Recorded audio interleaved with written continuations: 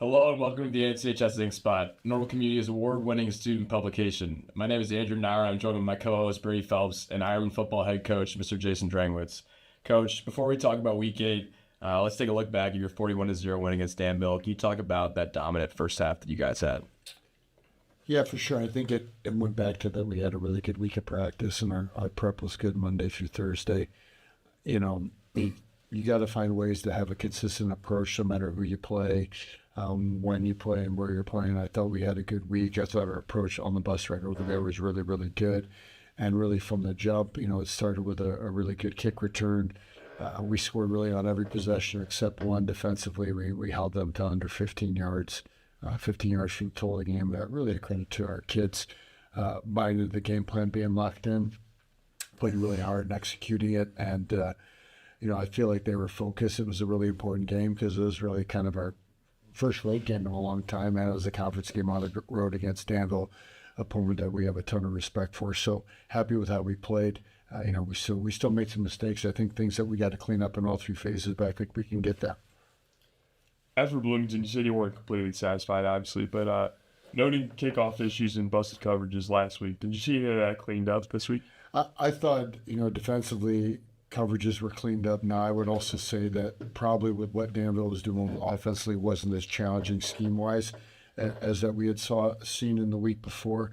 I thought our kickoff coverage was better, but it still leaves a lot to be desired. I still think we got to get better, to be really good teams, this week and beyond. You have to be able to cover kicks at a high level, and we're constantly trying to get better. Yesterday was our kickoff teamwork day. I thought we had a good day of working on that, so hopefully we'll see that, show up on the game on Friday night. You guys often script a run-heavy start. It was majority pass against Danville. Can you talk about why you guys did that? I wouldn't say that we script typically a run heavy start. I just feel like so we script our first 12, and it's probably pretty equal run pass, but then you get off that script based on down and distance position, but the other you're on the goal line. I think we feel comfortable throwing the ball with Lucas to our guys out wide, Luke Potts, Michael Mavek, Chase Caston, Holden Baldwin, Lincoln Hoover. But likewise, we feel comfortable running the ball with Cole, and I think Cole's played at such a high level. Our offensive line is getting better. Sometimes you feel like you're out of the gate. You want to establish that, and we're able to do those things. Now we're able to score quickly, so it just happened to be in the script that we were hits and run plays early. But we're going to do whatever it takes to be successful. If it means we got to run the ball a bunch, we're going to do that. If we think like we can throw it a lot, we're going to do that as well. And Cole Kreiser has some wide holes to run through the season. Would you credit that to schemes and guys knowing who to block, or just straight up stronger than the other guys who push guys up? But I would consider really all those things. It's the schemes that we put in.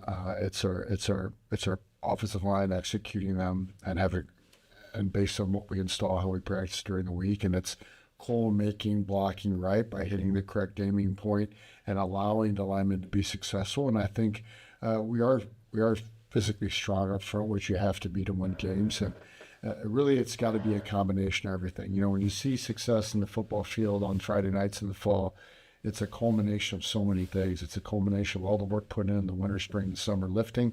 But then it's also the culmination of all the scheming up you're doing, the practice, the reps, the technique. And you can't be successful running the ball without everybody doing it. It's also Lucas Beatty, making sure that the call's correct, making the proper reads, and then linemen blocking, receivers blocking downfield. It takes everybody to be successful in the run game. Michael Mavik had 2 touchdowns last week. Good to see him back on the field. When he's not there, what is your offense missing?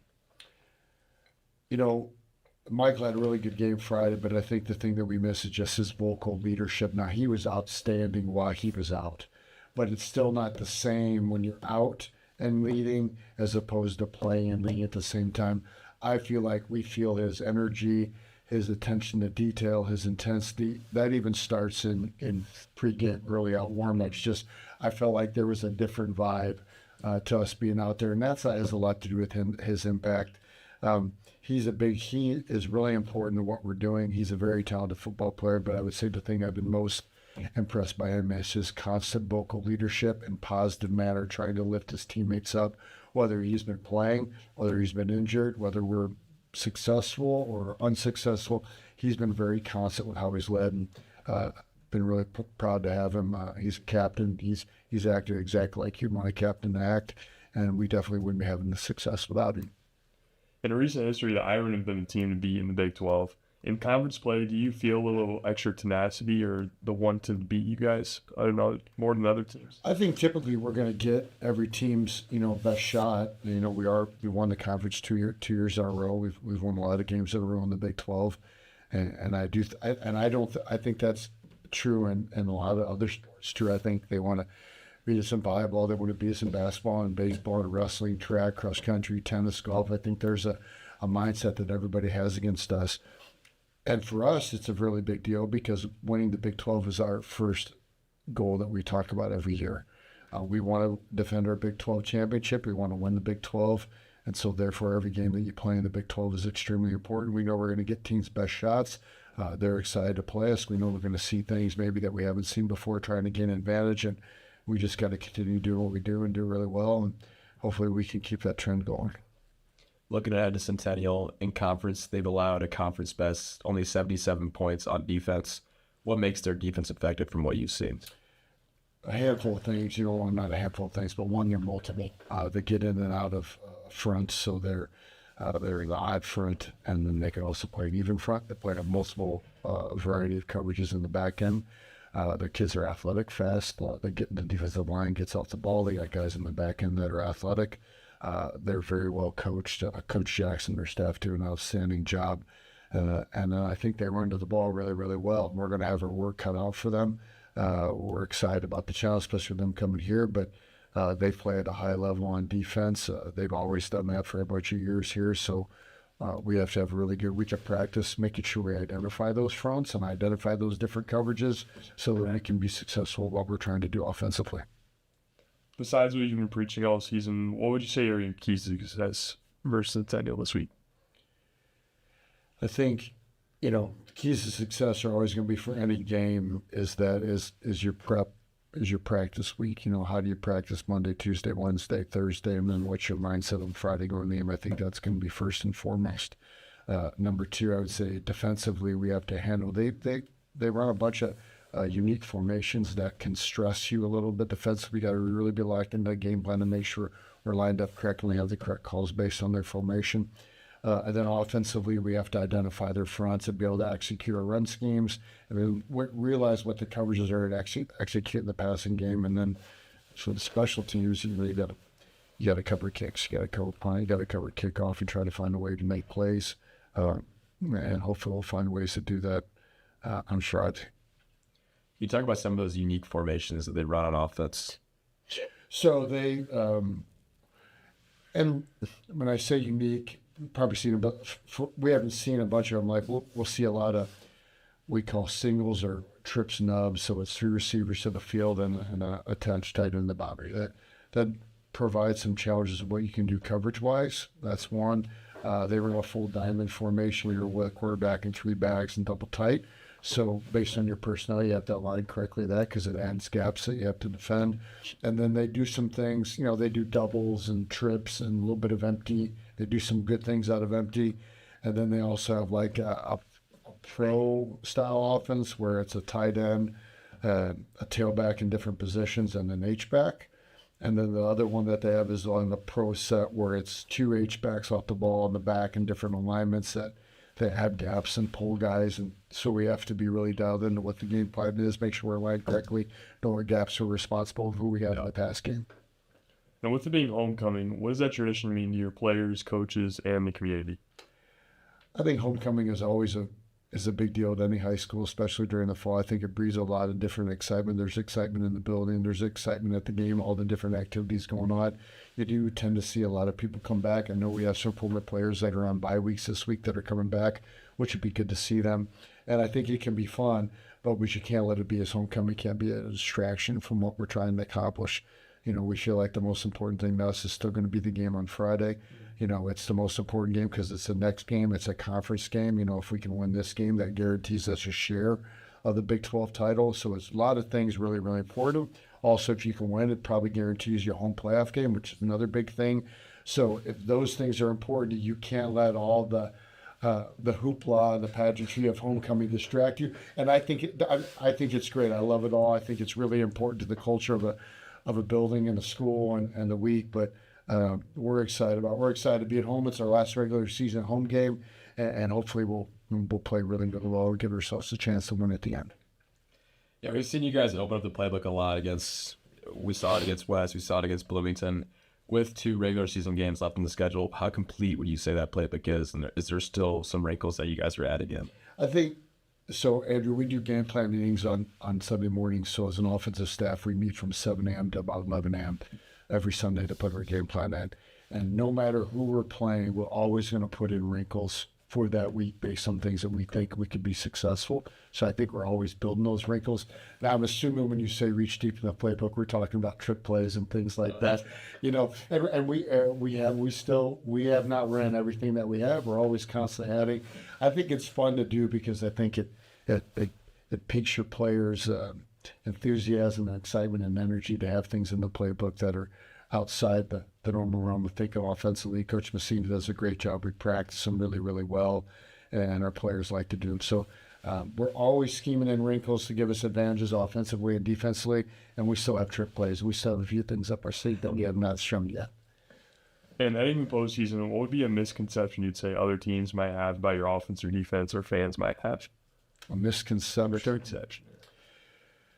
I don't know. I think it's hard to say. Maybe a misconception about how well certain guys are playing. Maybe, I think Murphy Brennan defensively is playing at an extremely high level. It's been really, really fun to watch.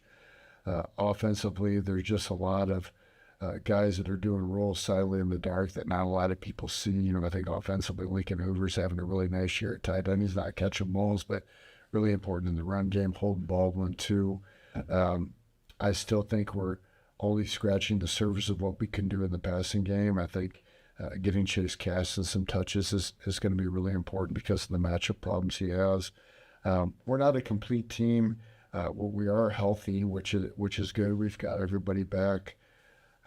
Misconceptions, I think we are who we are, what we put on tape, but and nonetheless, I'd say I still think we're not our best version of ourselves yet, and hopefully we keep progressing, get better this week and next week, and whatever comes to pass in the postseason. I don't know if that answers your question. It does. Yeah. It does. Yeah, you talk a little bit about Lincoln Hoover, Holden Baldwin, guys that maybe aren't catching the most passes, but are still winning Ironman drives. Who are some more contributors that don't get the most attention but are still winning Ironman drives? Sure, and I think those guys are really important in our program. And a lot of our programs here have been built on those guys that have been seniors that do a lot of things in the dark that maybe didn't get the opportunities as a sophomore or junior, and then they show up as senior because they bided their time, they worked hard, prepared the right way in the off season. Offensively, Zach Zeman, first-year starter at center, I think has done an outstanding job for us. Brady Wolf at left tackle. Malachi Kinsey has done some nice things as a junior running back for us. Holden Baldwin's been really, really well. Josh Owens, Mitchell Weston, guys on the line have stepped up defensively. I think Brady Carroll and Jalen Smith have been outstanding in the back end and keep getting better every week. Both guys that didn't play in the secondary much for us last year. Clayton Barnes had a nice game here at corner. Colin Kerfoot at hammer. D-line, Kellen, Demarion Gardner have done a really good job. Adrian Ramirez is playing a lot in the D-line at nose. Jamari Rowery's coming along here at the end of the year. So just a lot of guys have kind of stepped up and raised their play, and we feel lucky to have those guys. And Edler Jimenez, Wolf Castro's been out. He's had to kick for us, and he's executed some outside kicks. There's just so many guys that have contributed to our success this year, and hopefully they keep getting better. And everybody sees Cole and Lucas and Luke Potts and Murphy. It's a lot of those other guys that make their jobs, make those plays happen because of things they're doing silently or quietly. Where would you say that I would have the most room for improvement? I would say in all phases, Brady. I think we still have a lot of room to improve. Offensively, I think we can continue to be more efficient in the passing game and find ways to spread the ball around. Defensively, we have to continue to defend the pass better. I think we do a really good job against the run. And at times when teams have had to go through the air, I think we struggle. I'm the safeties coach, so I got to do a better job with our safeties for sure. And special teams, I'm always going to say we have to cover kickoffs better. It's such a game-changing play. If you return a kick or you give up one, it's a big deal. So I would say all those areas we have for which. You mentioned that your guys' goals are still in place. Can you talk a little bit about those goals and where you guys stand on them? Yeah, so really when we start the year, and this has been true for many years, that our first goal is to either defend or win the Big 12 conference title. And that's really all we talk about. We don't talk about, we hope to make the playoffs and make a run, but we really don't talk much beyond that because every game that we play is a conference game, so that's most important. So you can win the Big 12. If you can win the Big 12 and take care of all those games, then that puts you in a position to be in the playoffs. Our other goals that we talk very generally, and this is true week to week, is just about being the best version of ourselves and getting better every week. I know that's oddly cliche, but that is honestly how we talk every week. We don't look ahead. We don't look beyond an opponent.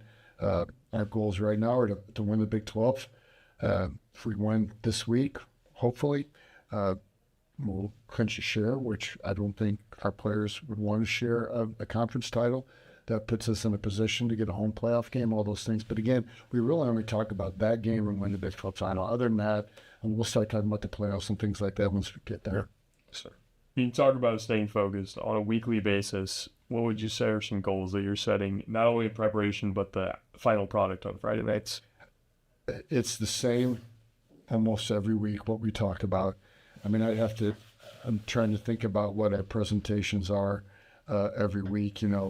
Defensively, it's, eliminating big plays, getting 11 hats to the football. They're general things, also about setting the tone of physicality, not settling into a game and eventually getting physical, but setting the tone physically. Offensively, it's always going to be about taking care of the ball, if not turning it over. And special teams, we're always talking about not allowing them to big plays and make big plays in special teams, but then it's, doing it together, being the best version of ourselves. The mantra that we've used for those is just put our head down and go to work. Good play happens, be excited about it, go sit on the bench, put your head down, go back to work. Something bad happens, same thing. And then, just going 1-0 and doing it together. Being Centennial, if I could show you our presentations on our Monday meetings, other than when we talk about the opponent, it's very, very, very, very similar. So, Coach, as always, thank you for your time and insight, and great luck on Friday. I appreciate you guys. Great job. Thank you.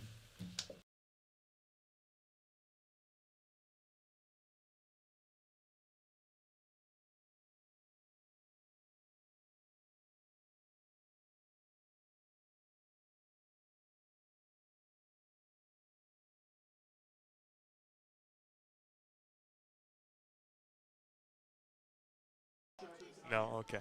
That was bad. Hello, everybody. We're live from North Normal at Dick Tharp Field. We'll be showing you the Normal Community homecoming football game as they take on the Champaign Centennial Chargers. Before our football coverage, we'll turn it over to PA announcer Mr. Dana Starkey as he introduces our homecoming marshals.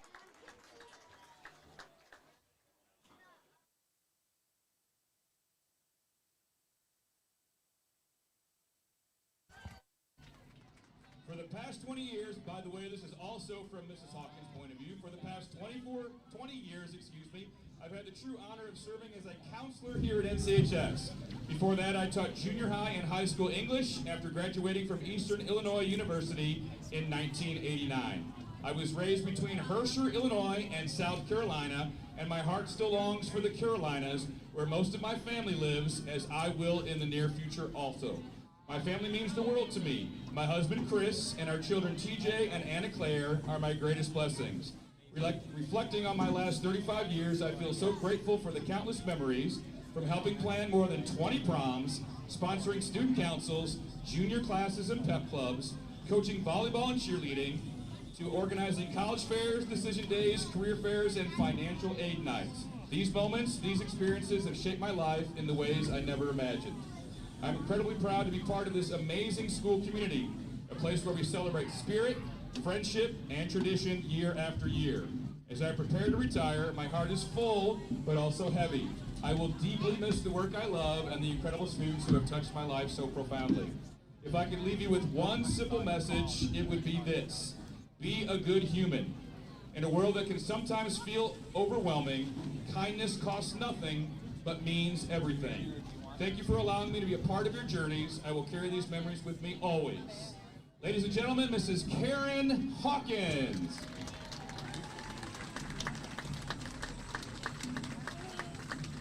And our third marshal is Mr. Brian Thomas. Mr. Thomas was born and raised on the south side of Chicago. He began his teaching career here at NCHS in the fall of 1997. Coaching career, here at NCHS in the fall of 1997. Brian began his 25-plus year coaching career at NCHS under Hud Venerable and coached 7 seasons of track at Chittix Junior High School while teaching at Chittix Junior High School. In 2004, he was offered a social studies position at NCHS by then principal Dr. Jeanette Knuckles. He continued to coach football, being named defensive coordinator by head coach Wes Temples and defensive coordinator and associate head coach under head coach Jason Drengwitz. He will complete his 29th year of track in Unit 5 and 14th as the head boys track and field coach. He was also the voice of Lady Iron Sports for over a decade, announcing both volleyball and girls basketball. Coach Thomas says, I spent the majority of my time here at NCHS in the classroom focused on teaching real history. History can be a tough subject, but such an important subject for our students to understand so they can make this world a better place by not repeating the same mistakes. I also believe that since we have lost 2 students to American wars abroad, Sergeant Anthony Maddox and Sergeant Josh Rogers, our students must know and understand the possibilities behind their choices. I sponsored the African American Student Union, STEP Club, Youth in Government, and Not in Our School, while also writing the grant to fund the after-school bus. To try and to name the students and athletes I have been blessed with having the opportunity to assist on their journeys, or the coaches and colleagues that assisted me on mine, I would be far too insufficient. But I do thank you all. Special thanks to my wife Sherry, who is an assistant superintendent in District 87, who has been my peace, and my children Angel, Brianna, the class of 2007, and Jamal, NCHS class of 2012, who sacrificed their time so I could be here with you.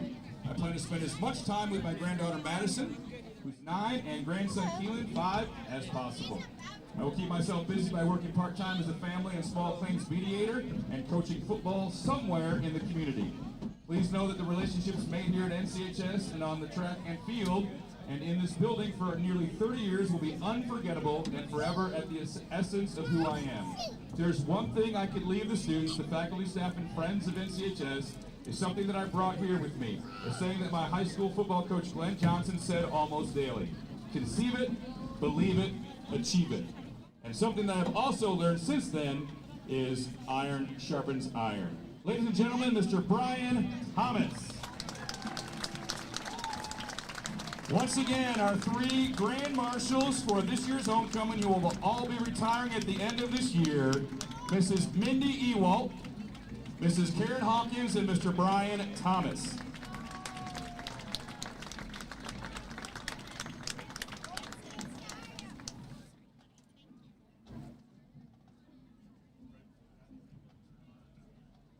And now it's time to introduce our homecoming royalty.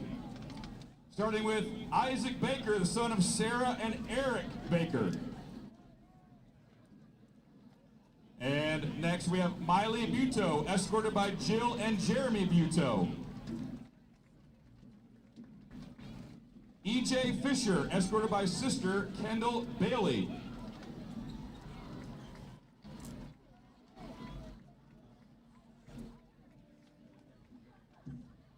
Dhruv Joshi, son of Valerie and Anwesh Joshi.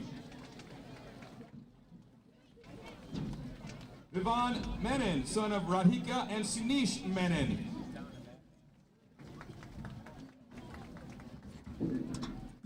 Lauren Michaels, represented by Reese Michaels.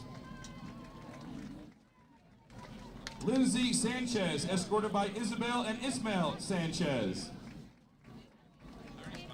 Dean Shelton, represented by Jude Hooten. Alana Whitfield, represented by Madeline Peterson. And Jahara Williams, escorted by April Griffin. The entire student body was given the opportunity to vote, and the two people with the most votes are the homecoming royalty for 2025. Please congratulate our two 2025 homecoming royals, Lindsay Sanchez and Lauren Michaels.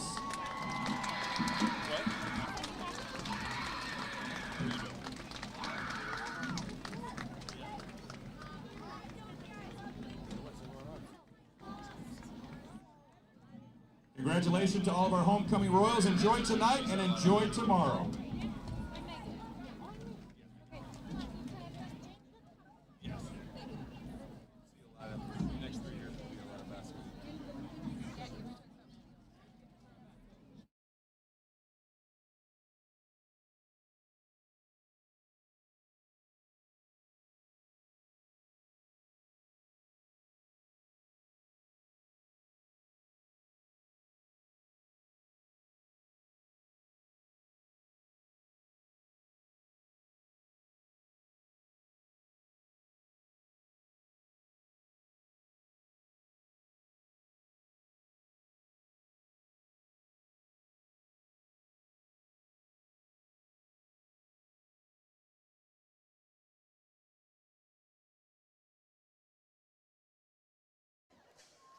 And now we'll take a look at the Normal Community Marching Band as they perform for homecoming.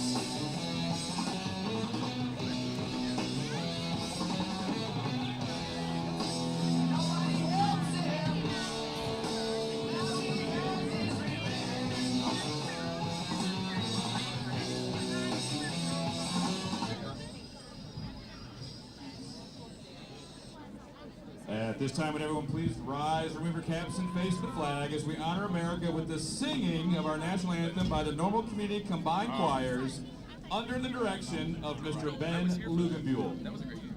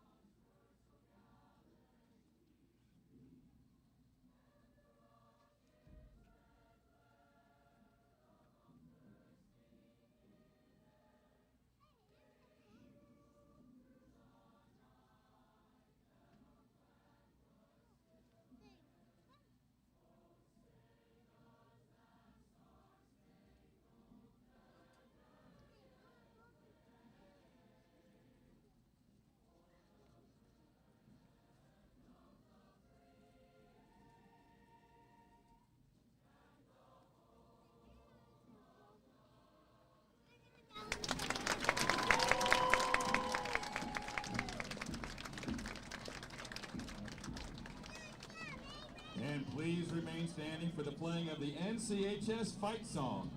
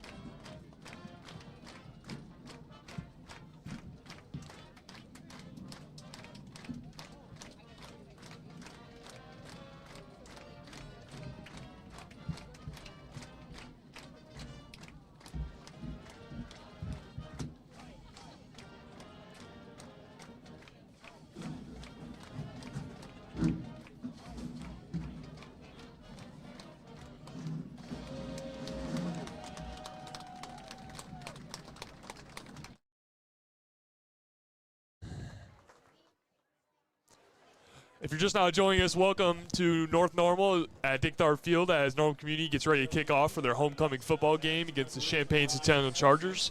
The Ironmen sit at 6-1, while the Chargers sit at 5-2, 4-2 in the conference. Andrew, can you talk a little bit about what this game means for conference implications and playoff implications? Yeah, Centennial has a lot of unknowns. They're 5-2. That includes a over 40-point victory against Richwoods, but also a 42-0 loss to Peoria, rather. We don't really know what we're getting from them tonight. We don't really know what we're getting from them on any given Friday night. So this game's huge for home playoff implications. Hosting a home playoff game is so huge for the Ironmen, what they want to do as a program. So this game's the first step to that, and ultimately competing for a conference title next week at Peoria, which is their goal as well. Yeah, as you talked about, the Ironmen have to win the next two games to clinch a home playoff the first round. And Champaign Centennial just last week clinched their playoff spot. That's a feat that they haven't done in 2 years, I believe. Yeah, Centennial hasn't beaten the Ironmen since 2011, so definitely a lopsided affair in the last 15 years. But any given Friday night, the Ironmen have homecoming that can make for some silly things going on. So we'll see what happens here. And yeah, we could expect this to be a lower scoring game than the Ironmen used to. They're used to putting up over 40 points a game. That's what they're averaging this season. But Centennial's been able to limit opponents to just 77 points in conference play. That's the lowest in the Big 12. So they've proven to be the best defense in the Big 12 so far. They lost to a Peoria Notre Dame team that actually beat Bloomington by 34 points, but they limited them to under 30 points, just 3 scores. So their defense is legit. Kick it off. Luke Potts fielding the ball. He's got a hole. And he's going to take this kick all the way up to the 50-yard line. A good return from the junior Luke Potts. Luke Potts, I've said it all season. Actually, I haven't said it all season. I've said it the last few weeks, but this is shades of a Marquand Gary junior season. Gary, he caught 18 or 19 touchdowns his junior year. That was definitely his best year as an Ironman. But his production didn't stop there. It was also on the receiving end, receiving punts, receiving kicks, and making impact that way. But that's what we saw Luke Potts do there. Yeah, he's definitely filled in for the now Illinois State receiver, Marquand Gary. Lucas Beatty is lined up in the shotgun. Cole Kretzinger to the side of him as the Ironmen take over, first down in midfield. Yeah, last week, Lucas Beatty said that they majority start with the run script, maybe 7 runs. Their first 10 plays are usually scripted, 7 run, 3 pass, but against Urbana last week, they went 6 pass, 4 runs. So we'll see what they do here, maybe try to establish Cole or get the ball to Luke Potts. And it'll be a play action pass to Michael Mavick on the sideline. He's got almost enough for a first down, not quite. It'll be a gain of 8 on the play. That kind of shows some of Beatty's maturity as a quarterback. We're in week 8 now. Michael Mavick hadn't even put eyes on the quarterback before that ball was in the air to him. So something that you really want to see at it, and something in an aspect that he's matured in through the last 7 weeks is maybe leading those receivers. That was perfect timing on that pass there to Mavick. It's going to be another play action, but he's rolling out this time. He's going to keep it and run. He's got a hole. He's bursting forward to the 25 and brought down right around the 20 at the 22. So Ironmen are moving the chain so far. 2 successful plays following the kick return from Luke Potts.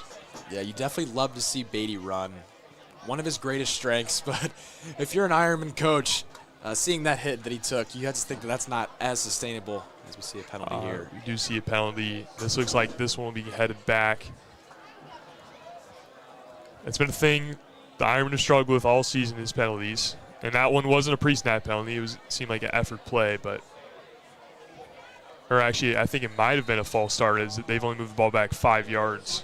You see Chase Caston enter the game for Lincoln Hoover there.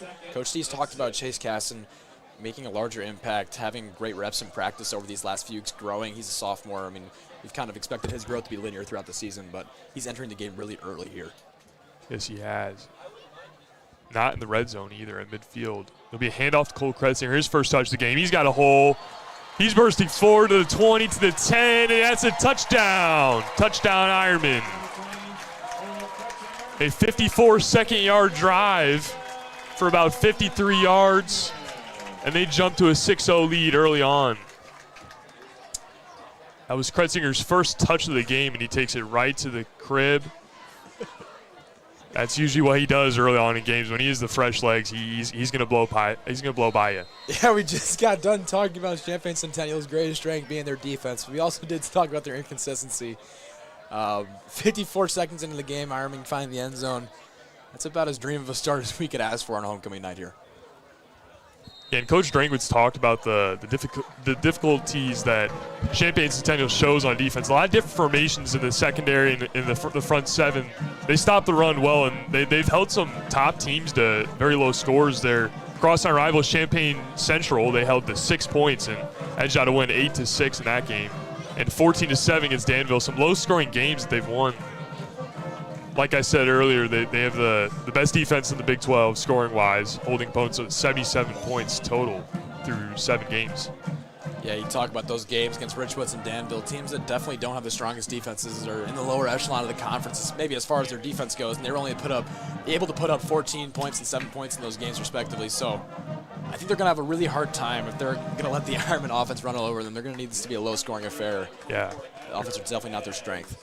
They're going to have to win this game on defense, I believe. And we'll see Adler Jimenez kick this one off, filling in for injured Will Castro.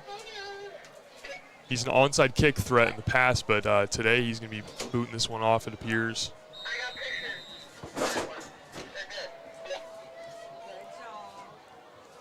Kick is away. It's a booming one down about the 1.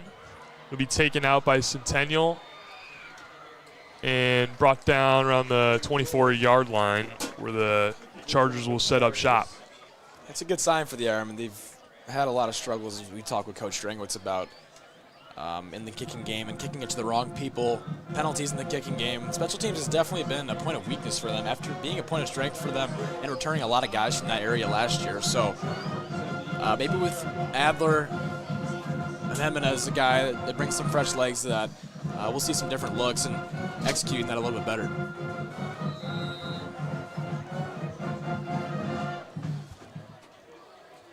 Now Centennial's a chance to answer back the score from the Ironmen, led by Ty Hunt, quarterback, number 5. Look for him. He's going to take this one and run with it only for about 2 yards. He's brought down by senior linebacker Murphy Brennan. Can you talk a little bit about what Murphy Brennan's done on the defense?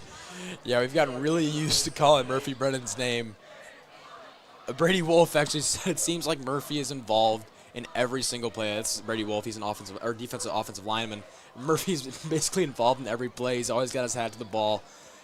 We see him making an early impact here, but he's been the best player on the Ironmen's defense, bar none. Yeah, the last home game, we saw Murphy Brennan make 16 tackles against Bloomington. That's definitely an impact on the game. Here's a screen pass to the sideline. He's going to take that sideline angle for a first down before being pushed out of bounds by Jalen Smith. Yeah, Jalen Smith took a hard hit there.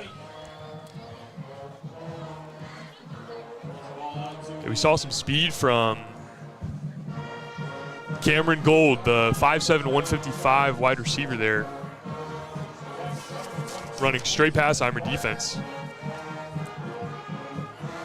They'll look to get him the ball more.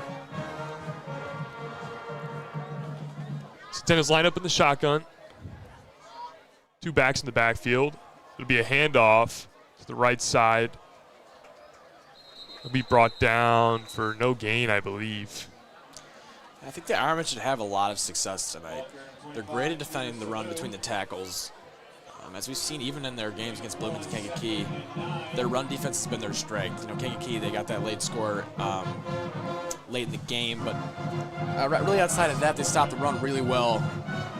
And if quarterback Ty Hunt for Centennial is really not able to move the ball downfield, I think the Ironmen are going to have a lot of success. Yeah, if they can force them to air the ball out, that's not Champaign Centennial's style. They're used to hand the ball off some short screens if they have to, but they're not one known for air now. This will be a swing pass to the running back. He's got a lane and almost a first down. There's a flag on the play. It could be hold as he got to the edge there. Number 18, A.J. Wilson, wide receiver, defensive back, and linebacker for Centennial, all-around player. Yeah, Jalen Smith on the tackle there. Watching Centennial's offense is kind of reminiscent of what Richwood's kind of has done. Some of those short screen plays, maybe a little more run-heavy, but not throwing the ball downfield, not really comfortable throwing the ball downfield. I haven't got a chance to watch Richwoods later in the season. Maybe that was just a product of it being week 1, but the Ironmen really excelled defensively in that game, and I feel like we should see the same here. Yeah, they're usually able to stop the run. As we saw against Kankakee, they were able to stop the run, but once it was obvious passing down situations, they weren't able to stop that air threat. Now, that was Cedric Terrell and company, but or just Cedric Terrell, maybe yeah, not in company. That's a rollout pass on the sideline. Good for about 15 yards. You won't go down. That's a hurt Ironman finally getting him down, but nonetheless a gain of about 15 on the play. That brings up 3rd and 5. Yeah, Micah Trankman's going for the big hit there, lowering his shoulder, not being successful, but I'm not mad at that play. Showing that tenacity, some of those effort plays early in the game to set the tone. Even though he missed the tackle, I'm not mad at that at all. We see a jumbo package from the Ironmen. Jamari Rowry, defensive lineman, coming in for defensive back. Quentin Barton, I believe. Yeah, Jamari Rowry's a guy that we definitely have not seen, and someone that Coach Strangwitz has talked about as rising the ranks within his practice, within his game play. This will be a pass over the middle. He's got it for a first down right around the 50-yard line. Centennial is being efficient in the passing game. Only 1 incompletion so far. Moving the chains for the first time, or second time tonight. Yeah, Coach Kyle Jackson has said that Ty Hunt is the best quarterback in school history. I don't know how long Kyle Jackson has been there, Coach Kyle Jackson, their head coach, but definitely some high praise from him. So he's making an early impact here, and he's running the offense. He's a general so far.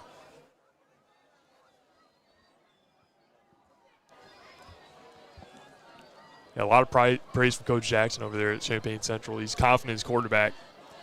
So maybe he'll switch up his style and air it out a little more. Here's Hunt taking the carry for about 3 yards. He's pushing forward, and there's a pile almost for about 5 yards there, gaining an extra 2.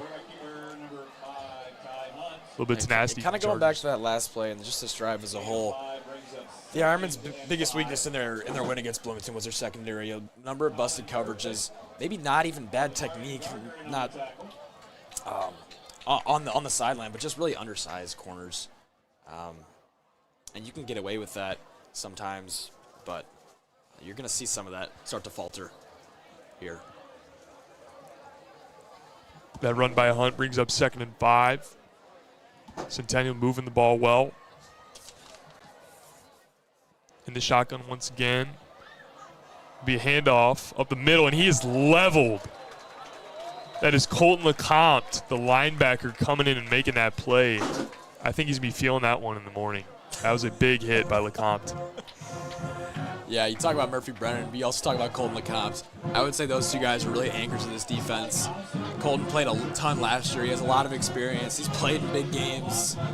You talk about Mount Carmel, talk about Mountain Prospect last year, but Colton's an all-conference linebacker, and we seem to forget that. He kind of flies under the radar because he does do such a good job, but we can't forget about him as an anchor of this defense as well.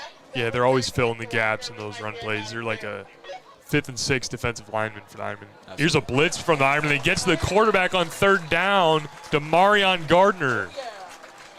That's a guy who had 2 sacks against Kankakee a couple weeks ago. He's coming back from an elbow injury, and he's not seeming to be phased. He's had I believe over 5 sacks in the past 5 weeks. There's a few guys that Coach Drangwitz says are so important to what they do defensively. Demarion's a 3-year varsity player. He's been on the D-line. He knows how to work with other guys, and he can get off the line. So as we saw that there. So yeah, we've seen him against some big offensive linemen, more specifically Mount Carmel, who's sending a couple of offensive linemen Division I. Here's a punt from Champaign Centennial. They get it away. Not a booming one. It'll roll out of bounds or kick back in bounds. A good kick to about the 20-yard line. Not as good field position for the Iron as they take their 2nd drive, but they did get the stop on 3rd down. It's a really important stop for the Ironmen. You know, it's one thing to go 3 and out and keep your momentum, but even when you have some of that adversity on your first drive, they're driving a little bit. You're getting a little scared, you're getting a little anxious, but you bear down near the 50-yard line when they're closing into their territory, or our territory rather. That's a great stand from us right there. Yeah, when you see a team moving the chains like that early on and you get a sack on 3rd down like that to really just suck the life out of them, that's huge for a defense. Absolutely. Huge for their confidence. So now Beatty and company will take over. See 4 wide receivers here. Kressinger in the backfield. Another play action. That one's tipped at the line of scrimmage by number 76, Jakari Miles, a 6'3" defensive lineman, 255 pounds. That is a large human being there getting in the way of Lucas Beatty. Not letting that one go through. Yeah, the thing is Miles doesn't look all that much bigger than the rest of their line, so hopefully we don't see any more of them getting to the quarterback like that so quickly, but I don't know. Jakari Miles made his presence known there. This time they will hand it off to Cole Kretzinger. He's got a hole at about 10 yards. I think that's enough for a 1st down there. Up to around the 30-yard line. I mean, you really cannot give Kretzinger a hole. If he sees a hole, his cuts are violent, and he's taking off at about 15, 20 miles an hour. Yeah. You know, he's slippery. He's a raging bull. I don't know. He doesn't really have a nickname because he does do so many things really well. There, the Ironman tries to set up a screenplay to Luke Potts, get him involved early. A little low of a pass, maybe not on the same page there. It'll be no gain on the play. Bring up 2nd down. Yeah, Luke Potts is a guy that we've obviously heard a lot about team leader in receptions, team leaders in yards, team leader in touchdowns, receiving at least. But Coach Drangwitz and Lucas himself said that he likes to spread it around Whether that's true, we'll see, but definitely a point of emphasis for them. 4 receivers for the Ironmen, 3 on the right side. Beatty will look that way. He's got Potts and great hands there holding on to it. A defender was draped all over him, but nonetheless, he brings it down for a gain about 5 yards. It's the second instance where Beatty's really exemplifying his maturity late in the season here. Potts was definitely not his first read there. He had Mavick down the sideline, maybe the other guy in the flat, but I think that was Baldwin in the flat. But getting to Potts, getting to a safety blanket late in that read, just really shows his growth. There's offsides from the Chargers there. That'll be a 5-yard penalty. I don't think that's going to be enough to move the chains, but that makes his third down much more manageable. And that will move the chains. See the chain gang headed toward about midfield. Chain gang is actually a term we heard in class today. Yes. Dana Starkey, our Mr. PA Starkey. announcer, a former chain gang member, now announcer, former Ironman and member of the marching band. Actually showed us the Normal Community 87 marching band. Yep. Some great performance. Yep. Physics teacher Mr. Bergman was in there. Yep. One of the best trumpet players that Mr. Starkey's ever heard. So. For sure. He now Man runs of the many talents. Civil War band, Mr. Bergman does. Beatty in an empty backfield. He's going to look to pass. Airs it out way downfield for Mavick, and it's too much. Mavick had a couple steps on the Charger defender there, but too much juice from pitcher and quarterback Lucas Beatty there, who throws about 85 miles an hour. Maybe got a little excited there. Yeah, definitely got a little excited, but that's still a pretty ball from Lucas Beatty, and you can't give him too much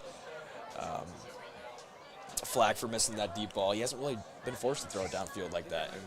He hasn't. When he does, he's been on target, Exactly. putting it in So, the bread I basket. think, just getting more and more of those attempts is really going to help him down the line, help us in the games when we need it most.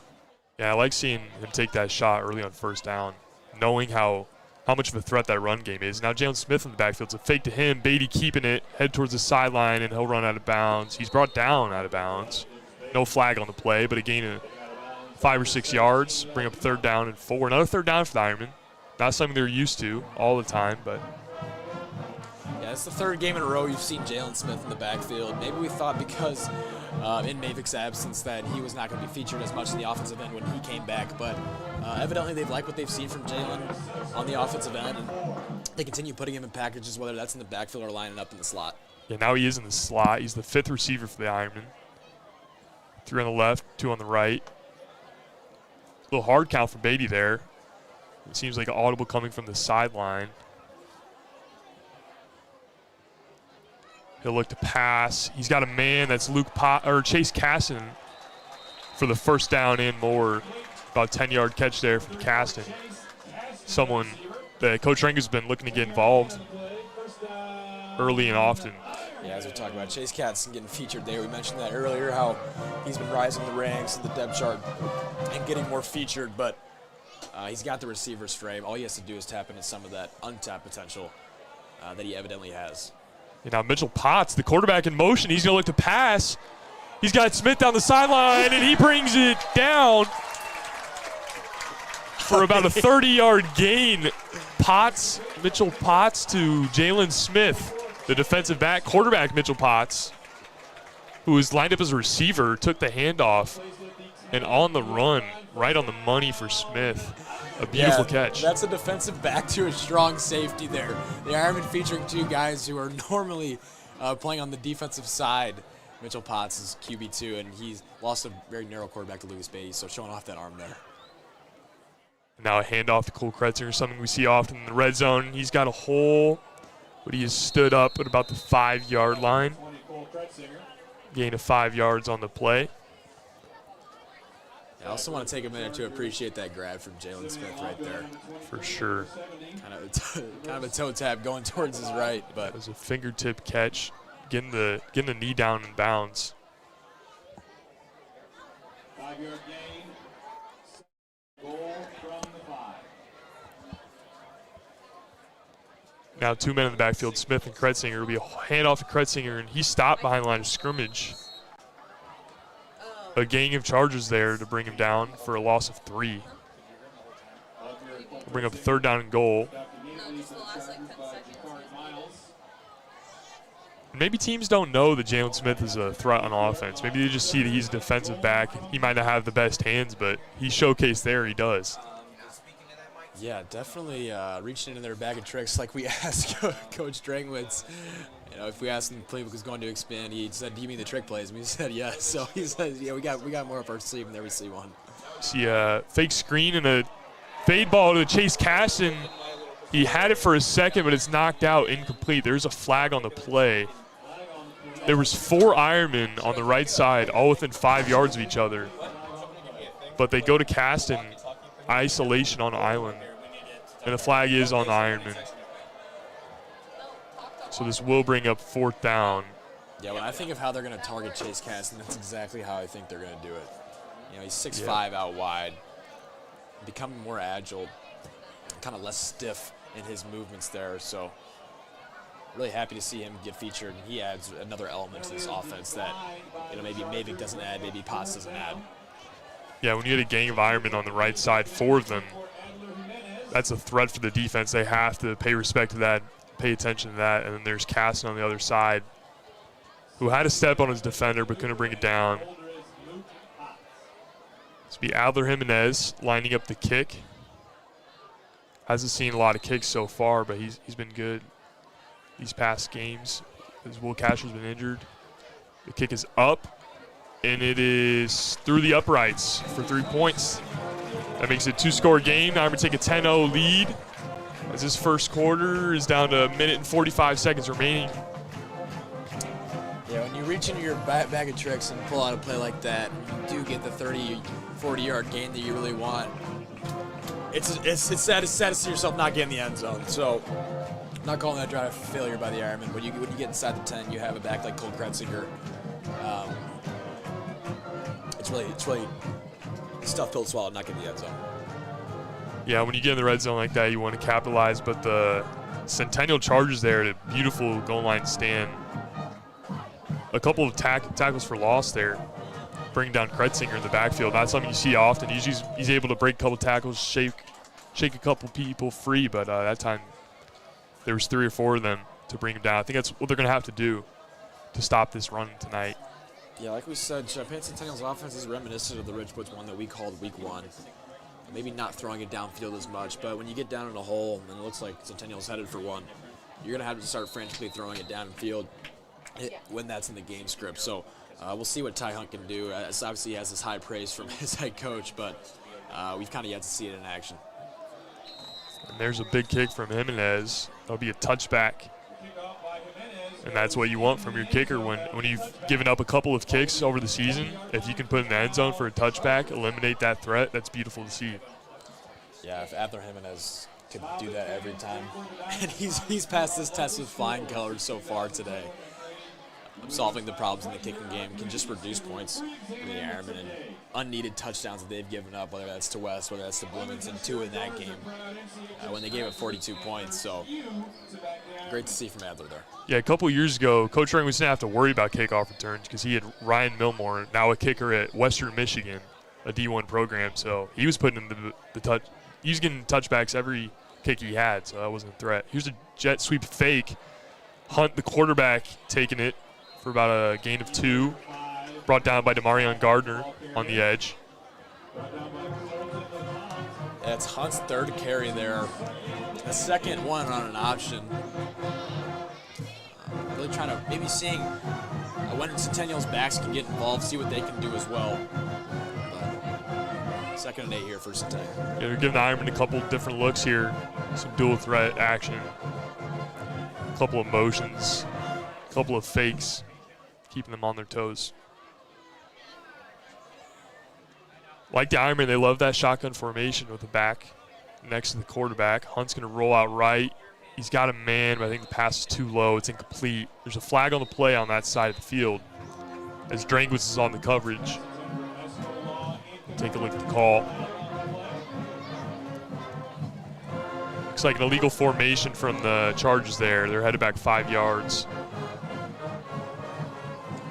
Or no, the penalty will be declined. It'll bring up 3rd down. Probably the right decision from Coach Drangwitz there. Yeah, Micah Drango's another guy. He plays a position that when you have good games, it's a quiet game. So maybe he doesn't get the amount of recognition that he really does deserve.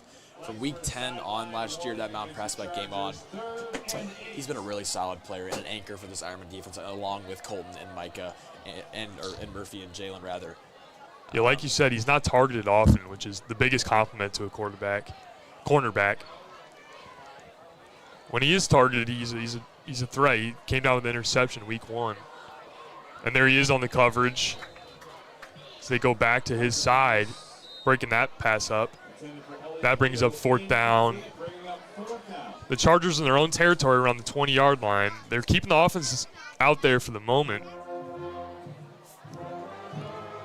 Yeah, as we talked there, as Drangwood's second read and some soft coverage, and then making a great read to come up and make a play on the ball.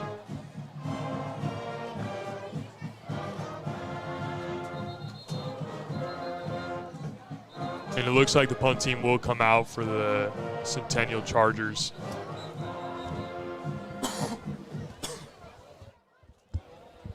Now pinned in their own territory on their own 22-yard line. We'll see what Luke Potts can do as he's preparing to field this kick. Right around midfield. So he's only got 45 yards to go with this one. He's been a threat.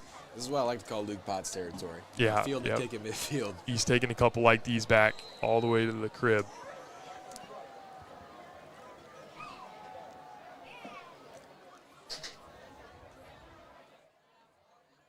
They get the kick away. It's a good kick. Potts doesn't field it. He'll let that one go. So good job by the Chargers eliminating that threat. The Ironmen will set up shop on Centennial's 45-yard line across midfield to start this drive.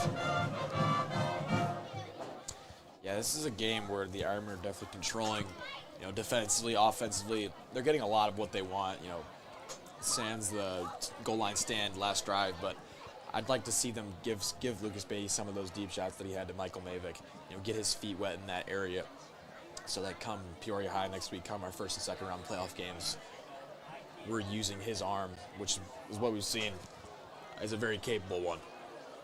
Yeah, there's going to be times in the playoffs where you need a big play like that in a close game. Here's a handoff to Kretzinger. He's going to stiff arm a defender, but he's eventually brought down by a herd of Chargers there. They're getting to the football really quick here.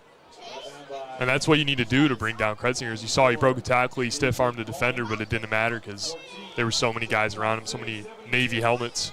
Yeah, going back to kind of what an offense needs for success in the playoffs, the only reason the Ironmen advanced to a round 3 matchup against Mount Carmel is because of the deep ball against Mount Prospect. That was probably one of the best showings of a deep ball and the prettiest balls that I've seen out of Kyle Beatty of a high school quarterback. So here's Lucas Beatty with a tip pass that finds the hands of Michael Mavick. He's got the catch for a gain of about 8. That's good awareness from Mavick there, getting to the football. Could have been an interception when you have a tip pass like that. That's a defender's dream. That's an 8-yard gain to wrap up the first quarter. Ironman up 10-0 on the Chargers. Yeah, we'll take that first quarter. Maybe the score that we have, which is 10 points, maybe doesn't reflect the amount that we've been getting on offense, how much we've been controlling the Centennial defense. We've really been getting whatever we want, even if that is in third down conversions, which is more than we're accustomed to in these type of games. But the defense has been the foundation for a really strong start here tonight. Yeah, if the Ironmen want to build some insurance and take a big lead on the Chargers, they'll have to establish the run. That's been stopped so far. I think Kretzinger's biggest gain is 20 yards. He's had a gain for about 10, but other than that, it's been no gain or negative. So they need to get those blocks up front and push that line and get Kretzinger's legs moving. Yeah, when you compare Cole Kretzinger to Kalen Taylor, they say that Cole is really good at those open field runs and like the touchdown that he had tonight, but we also know he can be really good between the tackles, and all we have to do is really establish that here. Now Murphy Brennan in the backfield, a linebacker and fullback for the Ironmen on special occasions. This will be a handoff to Kretzinger with an extra blocker in front. He's pushing the pile.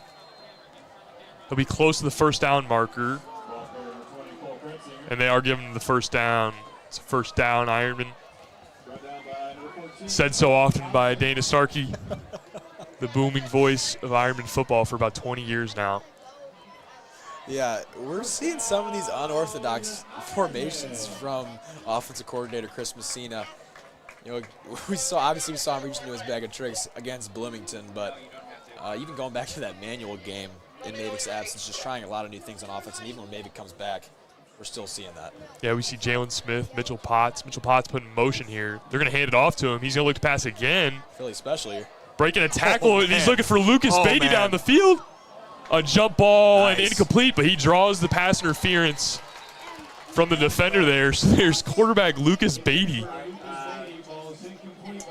going deep for second-string quarterback Mitchell Potts and defensive back. Yeah, Potts really maneuvering the pocket there, showing some QB instincts. So that's something. All right, I'm here with Zoe Wilde, member of Iron Invasion. We're going to head down to wondering, how are you feeling about the turnout tonight? You know, obviously the theme was pink out, a lot of guys showing up. How does that make you feel as someone that's in charge of all of this? Well, honestly, it's really awesome. We put a lot of work into it. I know, especially me, I make all the signs and stuff, but obviously everybody else in Iron Invasion does a lot to help us. So it's really nice that it's appreciated. All right, well, I appreciate you taking the time out of your night to talk to me. Have a good rest of your game. Sure. Thank you, Zoe Wilde.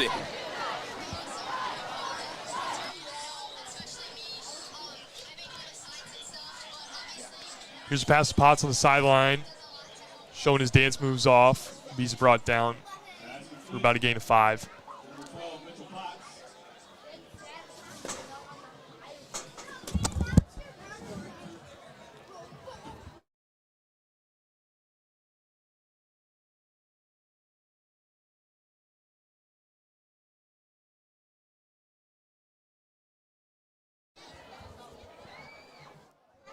Yeah, with these kind of unorthodox formations, we were saying, thank you, Elijah, by the way, and thank you, Zoe, for taking the time for that interview. Yes. But maybe just getting the Ironmen's best players in the field. We see Murphy Brennan, Mitchell Potts, who's maybe saw some decreased playing time on the defensive end, but knowing he's one of the Ironmen's best players. Here's Kretzinger. He's got a hole, and he's got a touchdown. Touch on Ironman. Cole Kratzinger's doing what he does. Not much to say about him. Yep. You give him a hole, like you said, he's gone. There he found his first hole in a while. He was being stuffed earlier than that. He's probably frustrated. But he went untouched for 15 yards into the end zone there. It's great to see those blocks win. See Brady Wolf on the edge there setting that block. He's a guy that has endless energy on the field and off the field. He plays both ways. Yeah, the Ironmen really only have 7 or 8 offensive linemen / defensive Oh, this kick is blocked by the Chargers there, so the score will stay 16-0. First hiccup from the special teams tonight. Yep. Been a pretty pitch-perfect special team so far. What would you attribute that one to? What would you attribute that block kick to? Well, they got on the edge and they blew past defender. Maybe a miscommunication on those blocking assignments there. The hold was good. The kick was good. Right timing, but a missed block there. And that keeps the score 16-0. A 2-score game if you get a 2-point conversion on both scores. So that can change the game for sure. Yeah, going back to the offensive line, the defensive line, 7 or 8 guys that rotate on both of those sides. That's obviously bad for maybe keeping your guys fresh throughout the game. Bloomington saw some of those. They have guys that play both ways pretty singularly, and they got tired towards the end of the game. But I think the Ironmen have found a sweet spot where you can keep those guys fresh but also maintain their communication because they are playing both ways and maintain some of that chemistry. And we've seen this here because they're not getting some of those penalties they had earlier in the season. As you talk about those legs getting tired, guys getting tired, some of the Ironmen have handled really well. Here's a hole, and kicker Adler Jimenez is going to bring him down to the 40-yard line. That might have saved a touchdown there. Yeah, normally you don't want your kicker involved in a tackle like that, but No, you don't. a touchdown-saving play nonetheless. It's Cameron Gold once again showing his speed, the 5'7" receiver. But as I was saying, the Ironmen have some rigorous winter workouts that get these guys in shape, and so they can have their best players on the field playing both ways throughout the entirety of a season. Because it's easy to get worn down like that when you got 9 weeks of regular season games, playoff games. Yeah. But those hours spent in the gym in the winter, I think, is what allows these guys to go out there and play 60, 70 snaps a game. Absolutely, and they're not playing. They're not just throwing guys out both ways willy-nilly. They're doing it because they're truly the best player at their position. And there's a rule in the Ironman program that their guys can't play both ways. So if they are playing both ways, that means they absolutely need it, and that guy is making an impact so large that it can't go unnoticed. It's a false start by the Centennial Chargers there. So it'll be 1st and 15 to start this drive, not what you want. We see a diamond package in the backfield, 3 backs. There'll be a handoff to the back man, number 14, Sean Thompson, a defensive back, receiver, and running back for the Chargers.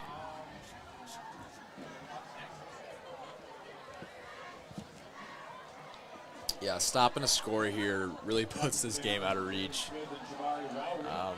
But we'll see if that's something the Ironmen will be able to do. They've had leads in the past, and I keep going back to those Bloomington-Kankakee games. But I was talking earlier, Kankakee, it was a 10-0 game. That game easily could have been 17-0, 20-0 at half. It was a 49-28 game against Bloomington. And we really had an opportunity to put that game from 3 scores to 4 scores, but capitalizing these opportunities to put these games out of reach. Here's another flag on the play before the snap. They'll blow this one dead. There was a shift there. They went from the diamond package and put all 3 backs on the line there, ready to block for Ty Hunt as he tried to hit that edge. A little bit of trickery there, but it's a false start as they do try to shake it up a little bit. Yeah, definitely an extra element added to Centennial's offense with those guys and allowing Hunt to carry the ball more than their running back so far. Leading into your best player is what Coach Kyle Jackson from Centennial thinks that he is. So, and that's been evident with his play calling here tonight. Back to the traditional shotgun formation. Number 25, Peter Samu in the backfield. Here's a screen pass on the edge, a block set up by his fellow receiver. And he'll get close to that original starting field position, but still got 10 yards to go on 3rd down. Yeah, Jalen Smith finding his way to be really involved here early, not only offensively, but that's the 4th or 5th play that we've seen him involved in. Maybe not getting the interception returns, pick sixes, that wasn't really sustainable, having 4 in those first 4 weeks, but his impact on defense is so huge for the Ironmen. Yeah, we've seen Centennial go to the edge, the sidelines very often here, maybe keeping it away from Colton LeCompte and Murphy Brennan, and Jalen Smith, who's over in the middle quite often. We put the back in motion, looking to pass here, airing it out, and that's going to be too much for his receiver there, Esco Law, a 6'3" receiver and defensive back. Yeah, that's a great point that you made. The Ironmen's best players are in the middle of the field. Murphy Brennan, Colton LeCompte, Jalen Smith. They do have some great D linemen on those edges, but if I were scouting the Ironmen, that's where I would keep the ball as well. Yeah, you got a young secondary as far as corners go. You got sophomore Kamarion Coleman, junior Quentin Barton. So maybe they look to take advantage of that, some inexperience. Micah Drangwitz was a guy who saw some action last year, but he didn't play the whole season. Yeah, anybody who watched film from that Bloomington game knows that the ball should be kept away from Murphy Brennan at all costs. He was an absolute game wrecker that game. We've kind of seen him building up to that. In the Kankakee, he was just as impactful, but the numbers in the Bloomington game were pretty absurd for a linebacker. It's a penalty here. Yeah, it's a 3rd false start from Centennial this drive. Coach Jackson does not look happy with his team here.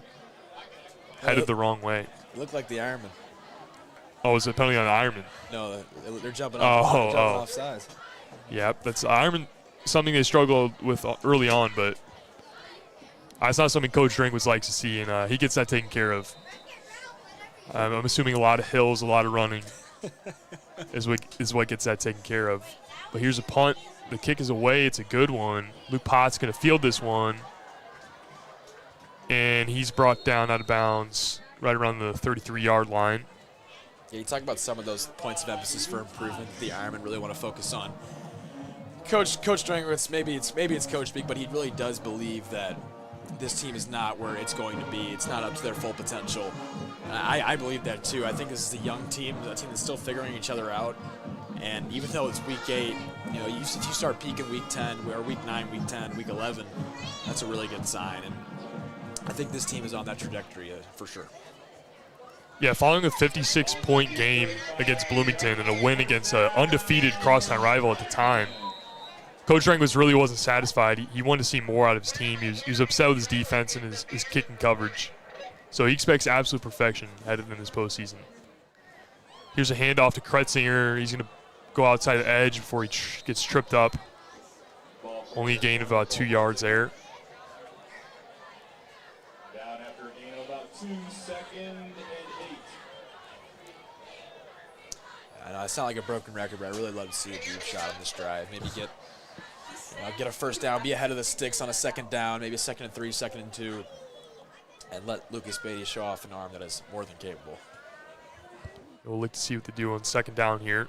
2nd and 8. It'll be a fake to Kretzinger. Beatty rolling out. He's looking the other way for Kretzinger, where he is lit up, brought down behind the line of scrimmage once again.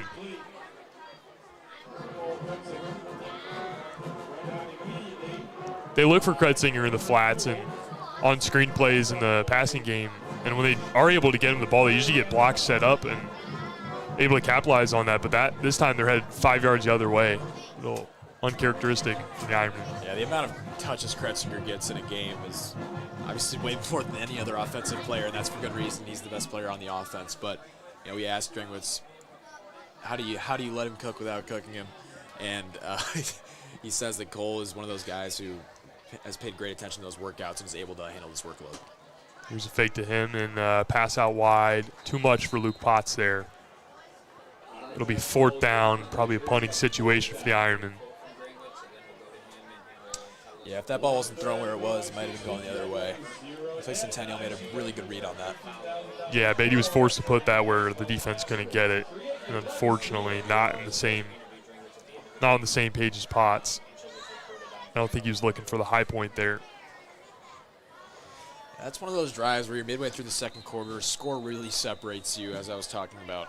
The Ironmen account really struggled to capitalize on putting the game out of reach. I think that's one of those drives where you have to be methodical. You got to lean on your run game. You got to lean on your pass.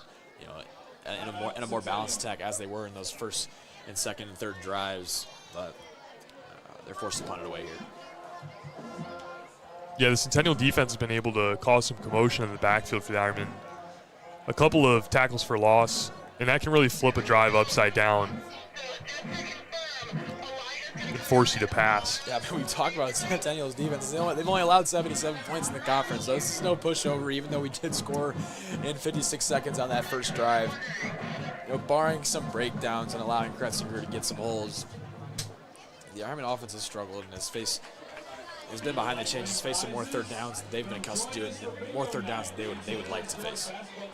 Yeah, it seems they took that 56-second touchdown drive a little personally here. A little more tenacity than what we saw in that first go at it from the Ironmen. Now they're forced to punt it on 4th and 12. Quarterback Lucas Beatty going to punt this one.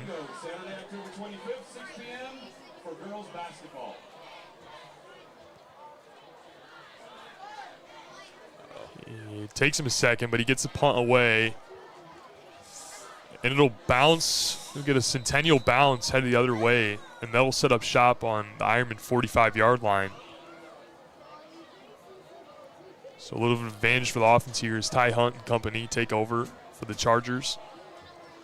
And maybe some trickery. Lucas alluded to some trickery with how long he took to punt that ball, but not something I'd want the Ironmen to dabble in at this point in the game, because it's your defense has been stopping them as well as they have. Yeah, not on your 30-yard line. You don't want to do that. Dan Campbell might. Sorry, I said I wasn't going to mention Dan Campbell tonight, but it'd probably work. I mean, Yeah, I'd hope it worked against a high school team. He's a mastermind. They are the pass too low for Esco Law. An incompletion on first down. Looking Micah Drangitz's way once again. I don't think he's allowed to pass tonight. Yeah, probably the most he's been targeted in a game. That's maybe his third or fourth target, but not allowing a catch. He's just doing what he's done all season.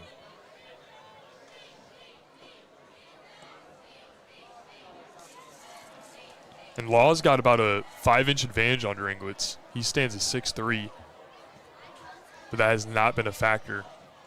Dranglitz's been able to shut him down. Here's a completion on the right side. He's going to break a tackle and hurt Ironman to bring him down. That's a gain of 4 on the play from A.J. Wilson. Yeah, the caliber of receivers in this conference is something that's not talked about as much, even on some of these teams who maybe haven't been at the top of the conference in past years. You talk about Centennial, you talk about Richwoods. You know, they've got Law, who's 6'3". Richwoods has Ace Hawks. He's Division I offered by some mid-level schools. So a great test for some of our corners as we go into the playoffs here. Yeah, definitely. Talk about top receivers. Malik Given-Smith, the guy comes to mind over at Normal West. Absolutely. Some college interests. But here's Hunt rolling out. And too much for Elliot Cateau, the wide receiver, just over his head there. I'll bring up 4th down. The Chargers are on the 45-yard line, or 40-yard line, rather. They're keeping the offense out there. I like this decision. It's 4th and 6. You're down 16-0. Here's the chance to put this one in the end zone. Definitely a must-go right here. I mean, Murphy Brennan, impeccable technique on there with the pressure impairing Hunt's vision, but definitely a must-go here. You're 4th and 5. You have to score a touchdown to keep up with the Ironmen. Going into halftime, maybe scoring a stop here can really change things.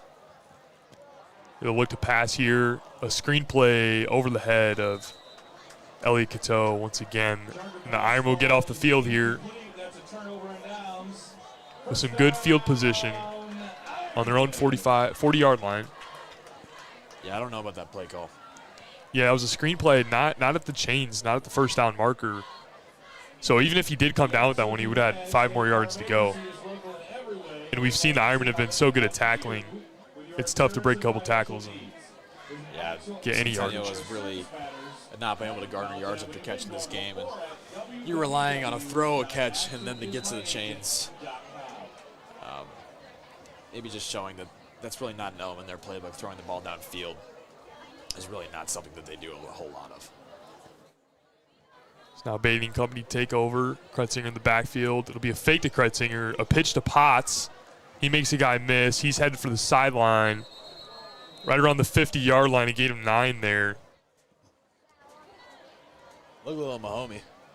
Yeah, it was Beatty improvising there. A little trouble with the fake to Kretzinger. He might have gotten caught up, but he got it to Potts nonetheless, and it wasn't a problem for him. He made a guy miss and a 9-yard gain.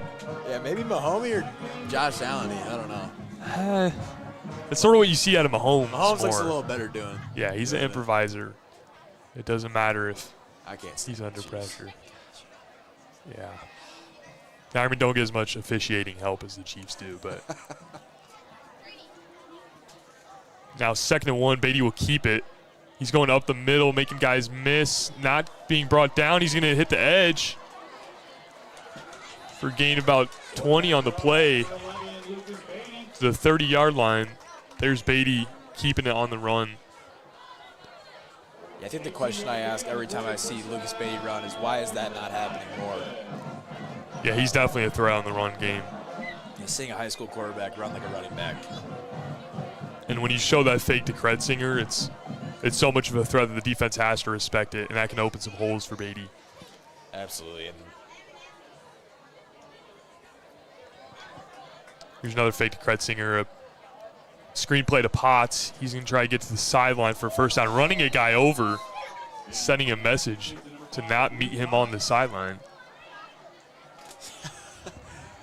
Luke Potts is setting the tone here.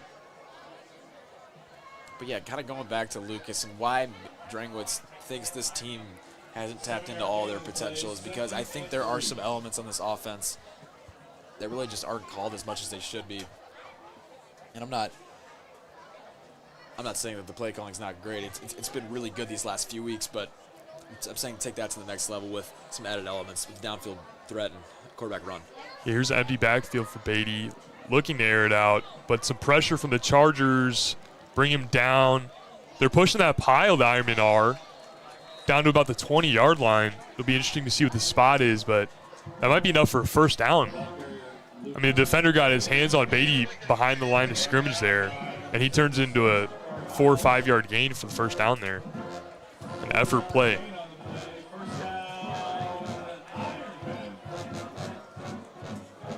Yeah, you talk about that hit that Luke Potts brought. I've given him Cooper Kupp comparisons, but I'm not, you don't see Cooper Kupp trying to level guys, so maybe I should walk that back a little bit. He's got some extra added tenacity that maybe we didn't know about. Yeah, him and Beatty showing some tenacity there. Beatty was able to run through Jakari Miles, 255 pounds. And here he's going to take up the middle. He's got a hole. He's banged at the goal line, but he has a touchdown. Lucas Beatty with 3 carries on the drive and successful ones.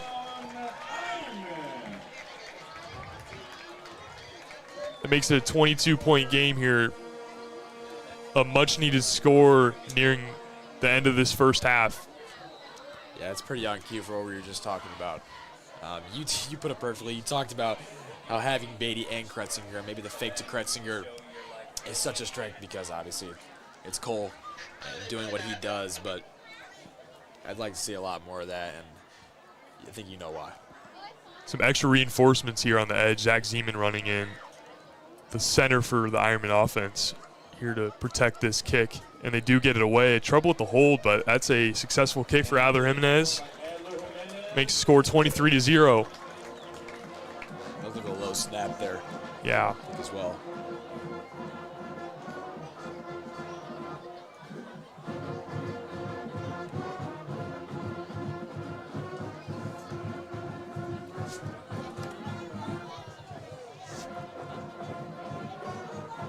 And not that the Ironmen want to get greedy here, but I think it'd be a good time to get greedy. You get a stop and a score here.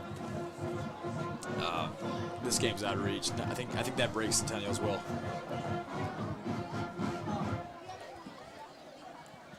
And if you're hungry tonight, head out to Green Gables at Lake Bloomington, open 11 to 9 daily. Green Gables serves world-famous smash burgers in a family-friendly atmosphere. Don't forget to pin your hometown on the map before you leave. They got a special hometown map, so if you're out of town, you're from Champaign, head to Green Gables for some world-class food, world-class memories. Always a great time at Green Gables. Green Gables is also a favorite of head coach Jason Drangwitz, so that's right. Also an added element. He loves his Gables. Here's a kick to Elliot Cateau, who takes it out. And I heard Ironman stopping him from going any further, right around the 24-yard line.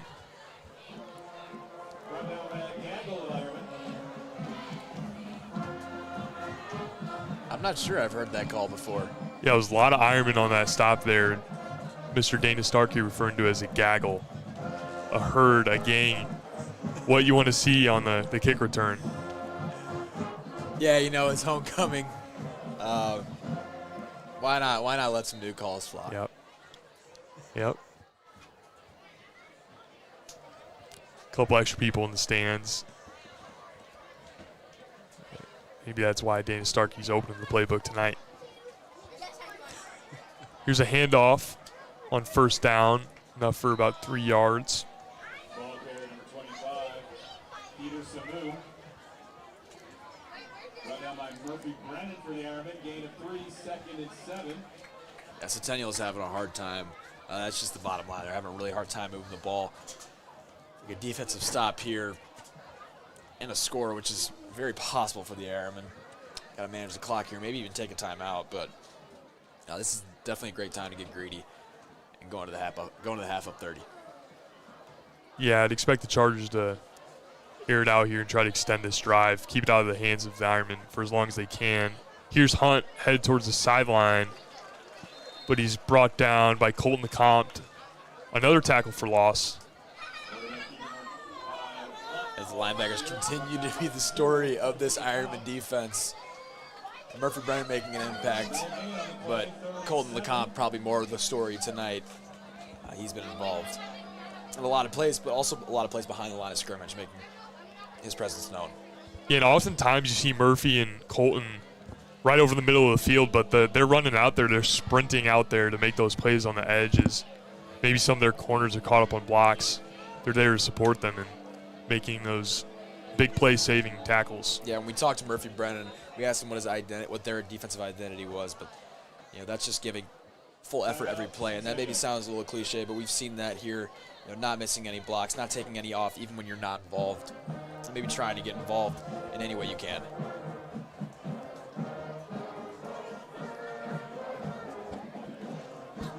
Should give a little special shout out to Coach Gavin Shanklin, the senior. He's been doing a great job with the calls.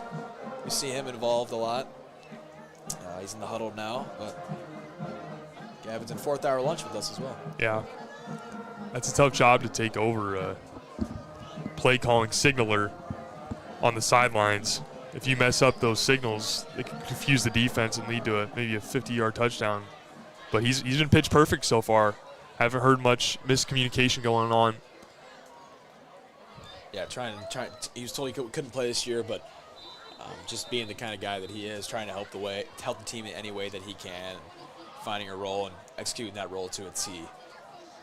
That's kind of what this Ironman program is all about. A new quarterback in the game for the Chargers. He'll look to pass, looking to air it out, and he's got number 44, Sherrod Clark, who's going to score a touchdown. A 65-yard touchdown from the Centennial Chargers there. A new quarterback in the game. That was number 11, Shamir Clark, to number 44, Sherrod Clark. I would assume they're brothers. A brother-to-brother connection there, possibly. Yeah, not sure where quarterback Ty Hunt is, but in their first play from scrimmage with Shamir Clark in the game, a 65-yard touchdown. That's a weakness for the Ironmen. That's bottom line. Those busted coverages in the secondary, you just can't afford that in games. Yeah, the Ironmen will play the rest of the season. Maybe they weren't expecting a cannon arm there from Shamir Clark. He's back in the game at quarterback for this 2-point conversion. Centennial tries to make it a closer game here. He's going to pass it once again to his brother, I believe, Sherrod Clark. 2-point conversion attempt, no good. Pass from Shamir Clark to Sherrod Clark, incomplete. That makes this game much more manageable for the Chargers. Now a 23-6 game. As Shamir to Shamar Clark connect for the 65-yard touchdown. Yeah, before that, the Ironmen were looking for a stop, looking for pretty favorable field position, and inevitably going to score on their last drive, going to this halftime with a 26-point lead or a 30-point lead. But now we're a 17-point lead, and this game's a lot more manageable, as you said.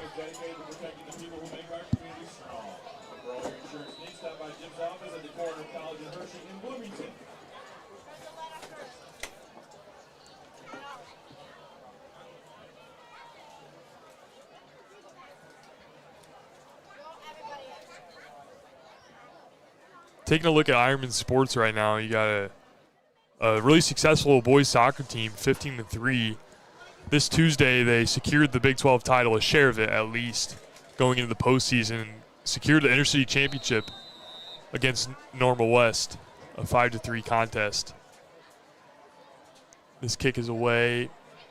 It'll be fielded by Potts right around the 15-yard line. He's making a couple guys miss, headed towards that sideline, but he's brought down right at the 34-yard line. Yeah, what a massive win for the soccer team on Tuesday night. Not only did we beat West, but that's a win that clinches a share.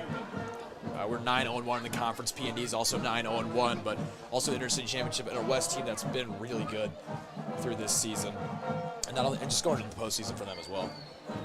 That's great momentum for the team led by Joyce Lubica, Believa Vita. A couple of guys have been close to 20 goals on the season. Really efficient offense on the pitch just to the north of Dick Tharp Field here.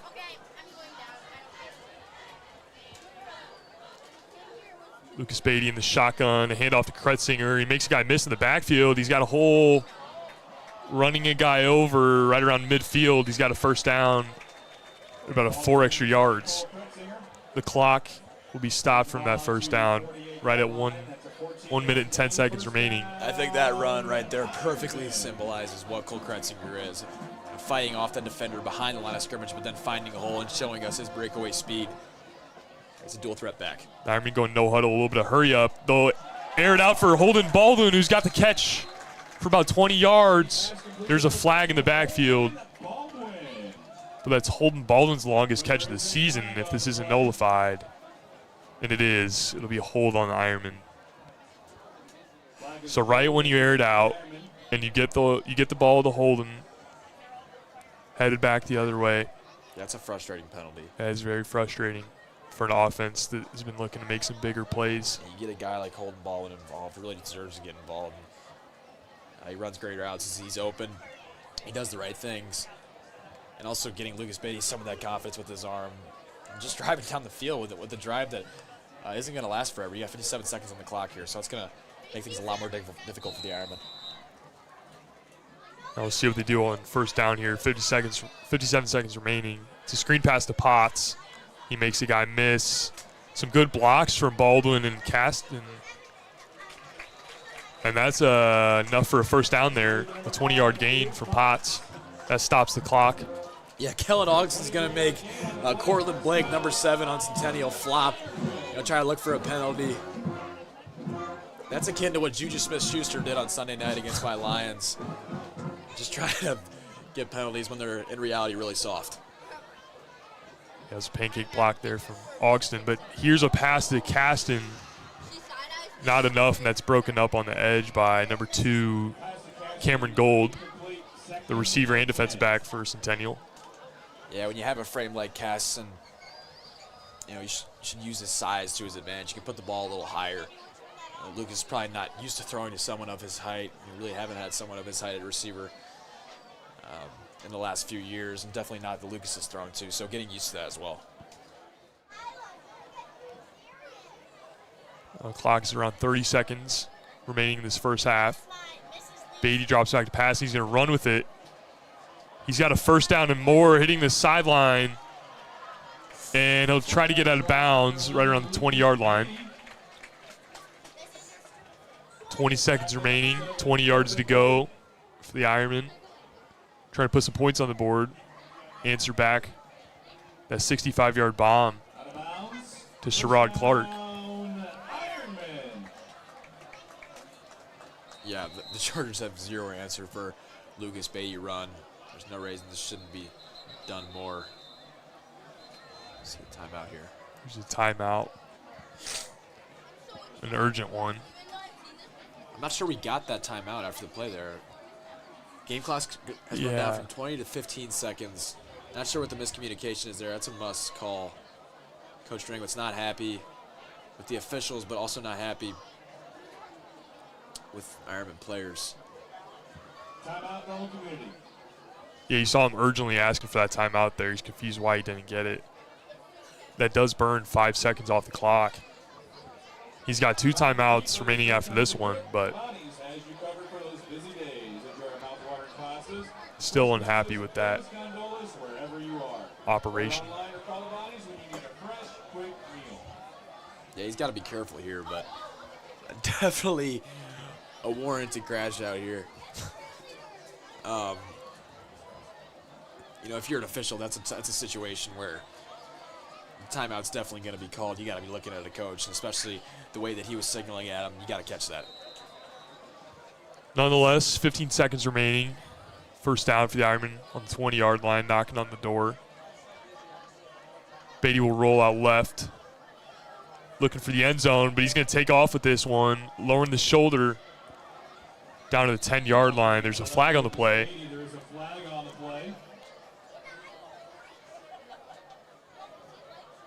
Yeah, both Coach Messina and Coach Drangwich not happy with something. Those 5 seconds are going to make a huge difference. This play's coming back anyway, but you might only get one more playoff here, and you're going to go into halftime with a timeout in your pocket. Yeah, that would be 2 plays remaining in this first half. If you did get that timeout, 20 seconds. Now it's only 6 seconds remaining. Probably only enough for 1 play on the 25-yard line. Ball's on the 27-yard line. Timeout, Normal Community. Iron will take a timeout to maybe draw up a play at the end zone here. Maybe a quick hitter and giving Adler Jimenez a shot, but maybe not in his territory quite yet. But who knows? We'll see. Yeah, he's been accurate so far, but we really haven't seen the power. We've seen it from Castro. He's been able to make a couple 20, 30-yard kicks, which is an advantage in high school. We see in the NFL, we see 60-yarders all the time, but in high school, if you can make a 30-yard kick, that's a huge advantage. Most teams can't do that. Yeah, we did see some of that power with the touchback from Jimenez. But maybe we'll just see if they draw up something to the end zone here, and it looks like they might. Yeah, we see Jalen Smith going out there. Chase Caston is out there. 4 receivers on the field for the Ironmen.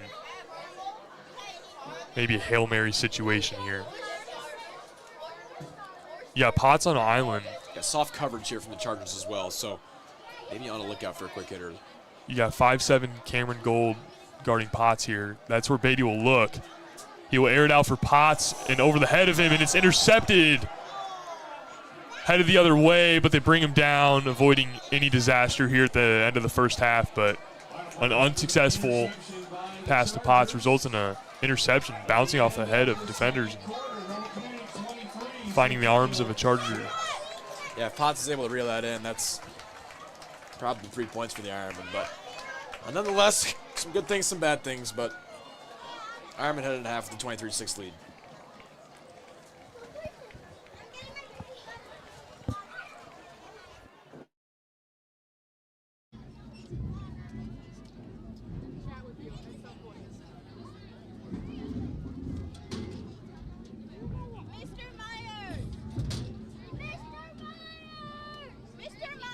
Ladies and gentlemen, the NCHS Cheer Squad.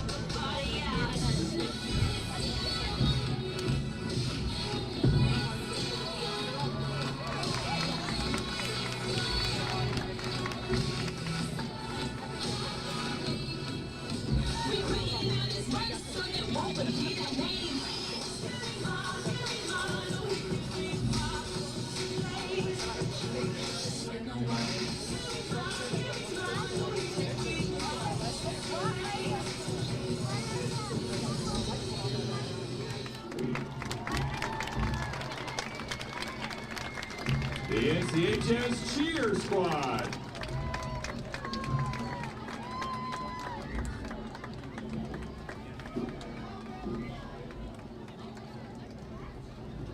And now, the NCHS Dance Team.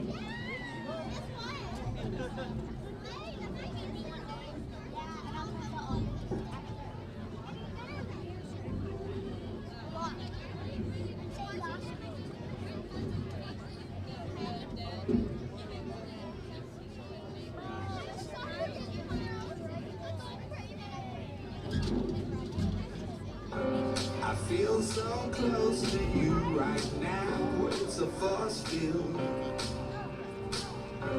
I wear my heart up on my sleeve like a big deal. Your love pours down on me, surround me like a waterfall. And there's no stopping us right now. I feel so close to you right now.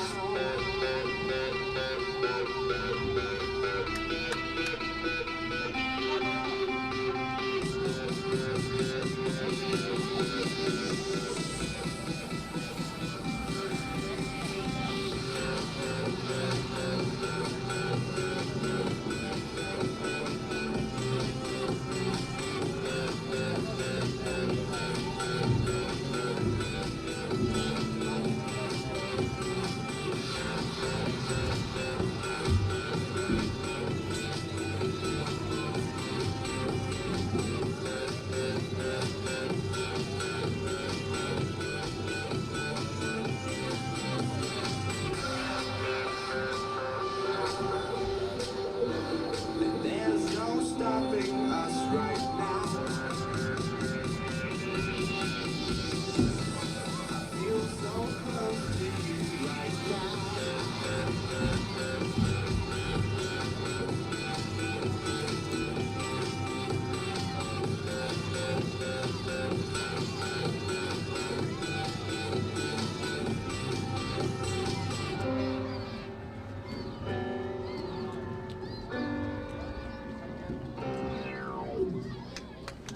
The NCHS dance team.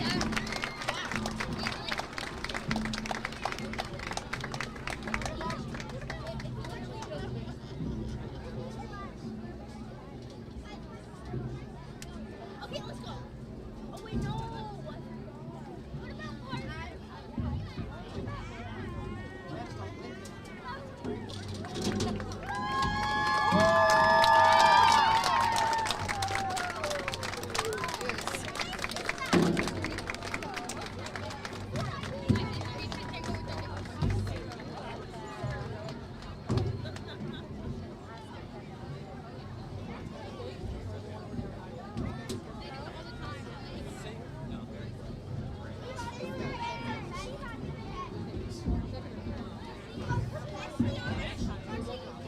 Excuse me. Sorry.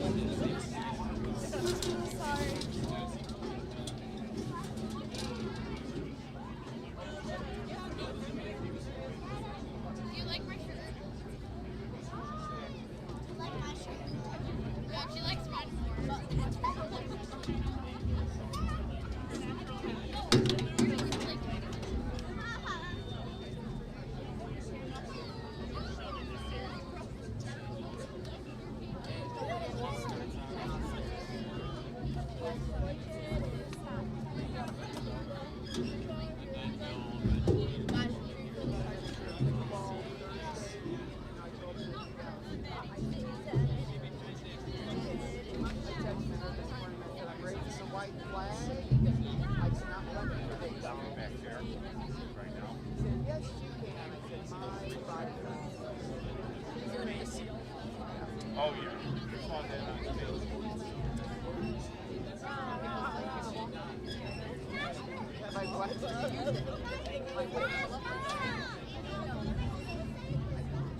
No, I was thinking because you got me all that pickleball stuff. I was like, yeah, I use the paddle every day. I've done use the balls.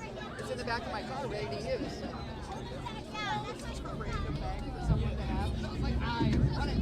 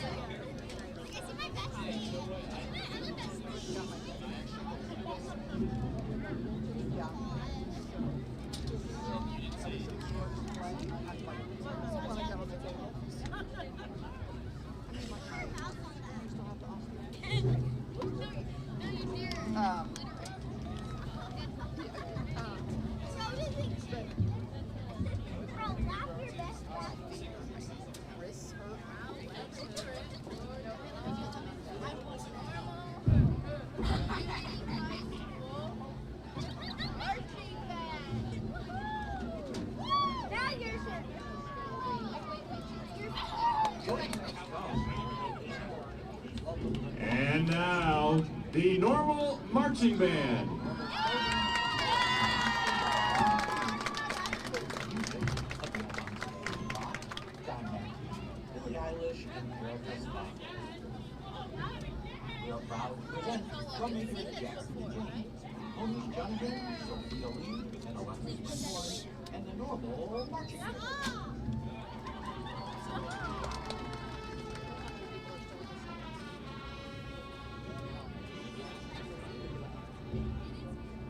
There's something at work in my soul which I do not understand.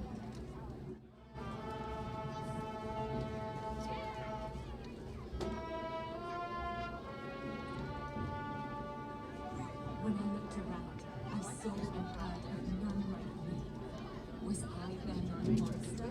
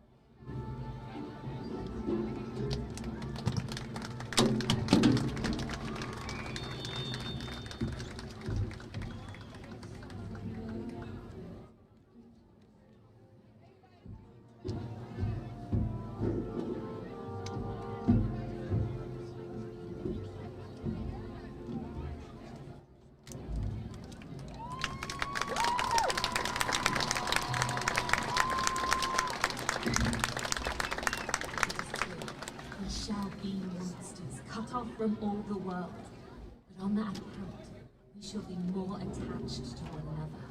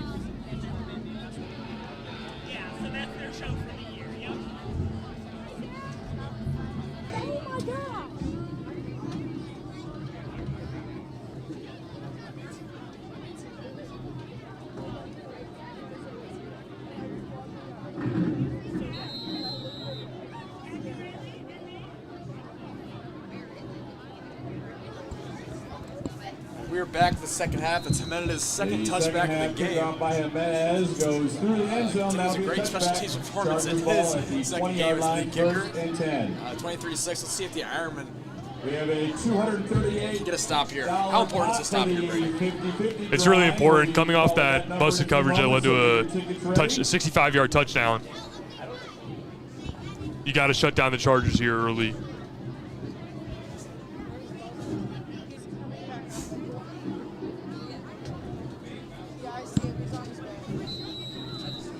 Yeah, interesting to see.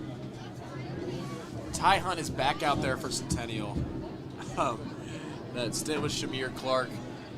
The first play from scrimmage, that's a 65-yard touchdown to his relative. Not sure if it's brother or cousin Sherrod Clark, but that's the reason Centennial has 6 points on the board. Hunt's in the shotgun here. He hands it off. Or he keeps it, rather. It's a tackle for loss. Colin Kerfoot getting in on the action here. His first tackle of the night, and it's a tackle for loss. It's a big one. It's a 5-yard loss on the play. Colin Kerfoot setting the edge there. It's a junior. 14, Colin Kerfoot. He's really anchored this defense alongside Murphy Brennan and Cole LeCompte. He's got the speed. Definitely for a linebacker, a speedy linebacker in comparison to most. I thought they were finally going to feature running back Peter Samu there, but keeping Ty Hunt involved, I'm interested to see what happened on that end of the first half and why he wasn't in the game. Lines up in the shotgun here again. What they like to do, they like the Ironmen that way.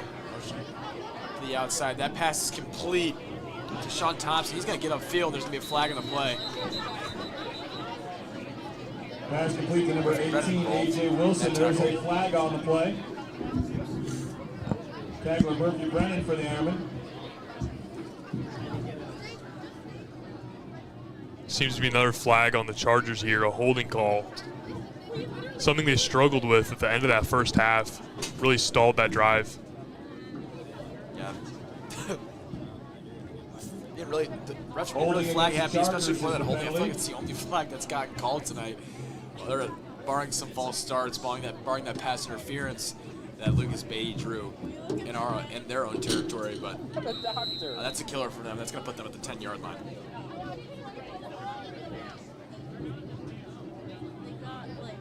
See what they do here. Ty Hunt hasn't been comfortable throwing the ball downfield. He hasn't really been asked to throw the ball downfield, but in an obvious passing situation here on 2nd and 20, it'll be interesting to see if they finally open the playbook up for him. He's going to run it again for another carry of this drive. He's going to break away. He's going to get outside. He's going to get upfield. Jalen Smith's going to run him out of bounds, but he looked to be stopped by a herd of Ironmen, but came out the left side unscathed. And that's going to be a 30-yard gain about. Brought down by Jalen Smith. But on a 2nd and 20 play where that looked like that was going nowhere, that is a failure for the Ironman defense. Yeah, they've been calling Hunt's number a lot tonight, and they've been able to shut him down, but that time he's able to slip away, sneak past the defenders for a 30-yard gain. I'm not sure how that happened for the Ironmen. Looked like a lot of Ironmen and not a lot of Chargers, but Ty Hunt finally breaking free on what seems to be approaching maybe his 9th or 10th carry of the night. Yeah, we saw the arm from Shamir Clark, but I haven't seen much of his arm. Another quick hitter. That's going to be a good play by Quentin Barton. Let's see if they roll that a catch. That looks like they're going to. Number 3, Elliot Cato. But another one of those quick hitters. No gain on the really play, representing what the 10. Chargers have wanted to do. This drive really is representing what they wanted to do this whole game. Some quick hitters, as well as the quarterback draw. Not really featuring the running backs, not looking downfield, but just getting their wide receivers involved in some screens.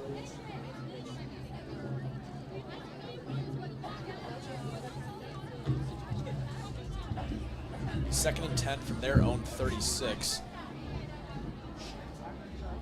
4 wide receiver set, 1 running back in the backfield. Hunt's going to roll right, look downfield, and that's going to be a pick by Micah Drangwitz. That was an acrobatic play. He went airborne to get that one.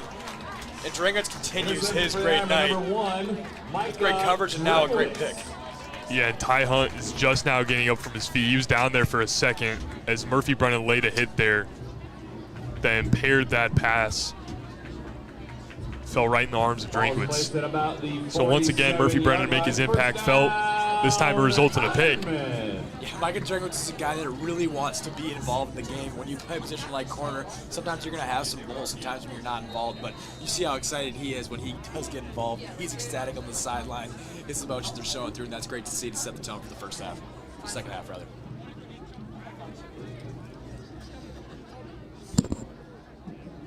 Beatty and company are going to play action. Kretzinger's going to block. He's looking downfield. Doesn't have anything. He's going to roll out. Keeping his eyes downfield. He's looking for Mavic, and I think he's got him. Oh. Just a little bit too much that time again. But that was a 50-yard pass from Lucas Beatty. Yeah, rolling out to his right as well. And, he was able to put something on it, but another time he's really missed him when he's had some space. Flag is holding against the Ironmen. It's a hold anyway. Yeah, it was going to be called back either way, but we saw a 50-yard pass from Lucas Beatty there. A cannon of an arm, and he kept it in the end zone. It didn't go out of the back of the end zone, but not quite on target for Mavic there. Yeah, those type of throws, you don't want under to throw because it's where the defender obviously is, but you're finding that happy medium between overthrowing it and hitting the guy. It's hard for your quarterback. First down and 10 here again. Kretzinger with the carry. He's got a hole. He's going to work upfield. Brought down at about the 50. Ball carry for the Ironmen, number 20, Cole Kretzinger. Brought down by Cortland Blake for the Chargers. Get about a gain.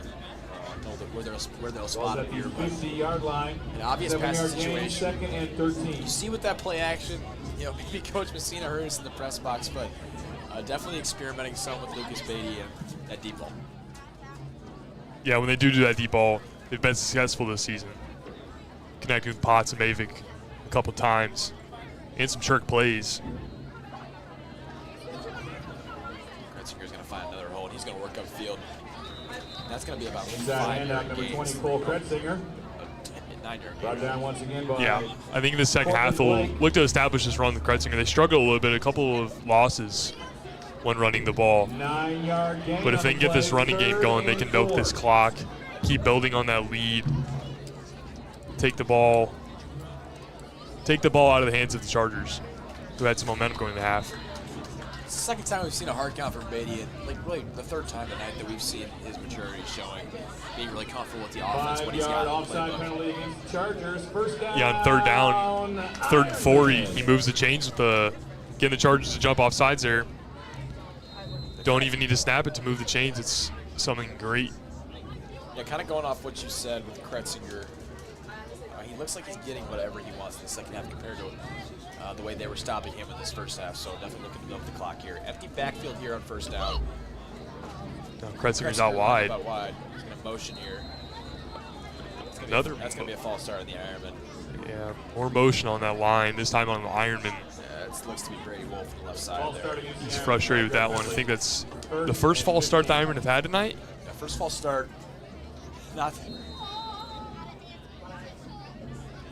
Oddly enough, there probably hasn't been a false start. It's been the holds, but maybe this is just the officiating crew. The holding is one of those penalties that you think really can get called every play. So, not really something you can be mad at if you're an Ironman fan. It's really effort play. Kretzinger's going to motion again, looking for that same play.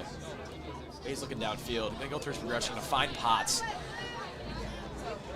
Potts is going to go about to make it out of 20-22. Number 5, Luke Potts. There's a flag looks on like a flag's going to nullify this as well. Wow, this officiating crew's getting flag happy. Oh, they're going to tag on an extra 15 yards for the hit on Beatty.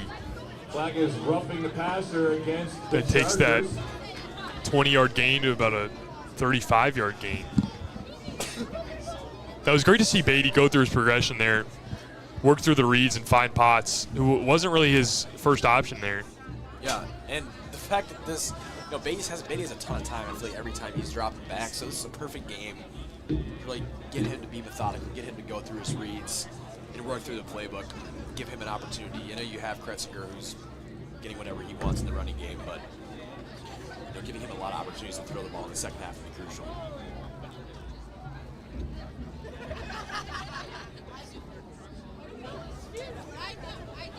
we've heard Coach Drankwitz talk about the momentum shifts in the game. When the Ironmen do get some momentum, they look to air it out. They look to get some big plays to keep that up and take that momentum shift to the next level. Yeah, maybe this is one of those where you get tacked on 15 yards to an already 20-yard gain. So maybe reaching up there to see for something here that's out of the ordinary, or just keeping it simple. First down, and running against Ironmen. Yeah, when they're within 20 yards in the red zone, they usually hand off to Kretzinger on first down, but going to be stacked on the left side there. Kretzinger's going to get it, as we said. He's going to get to the end zone. He's going to be stopped short, actually. Ball carrier Cole Kretzinger. A little push there at the end. He's going to get to about the 3, the 4. Great run nonetheless.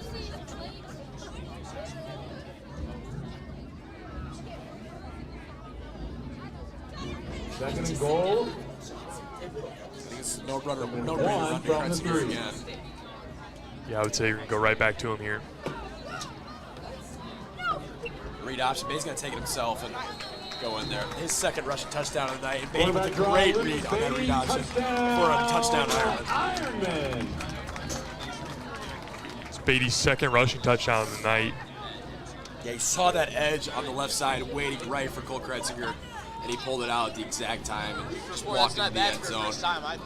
Something we talked about before Beatty rushed for 2 of those touchdowns was the need for him to be featured more in the run game, and it looks like we're seeing that more here tonight. Yeah, it's a great feel from Beatty. He's been playing football a long time. He played JFL. He was a starting quarterback on JV before being called up to varsity his sophomore year to play defense. But he's a defensive-minded individual, and when he sees something on defense, like them setting the edge for Kretzinger, he's going to take it, and he's going to run right at the middle and go untouched like he did there. Get out those 50-50 Yeah, you talk about him being defensive minded. That definitely works for him as he's reading coverages as well. You know, he's been pretty perfect of taking care of the ball. He has those 2 interceptions one tonight, one against Kankakee, but 646. I don't know. Once again, blue ticket 838 646. If you have that ticket, please bring it to the press box. Adler Jimenez going to keep that one in for the Ironmen. 36 lead.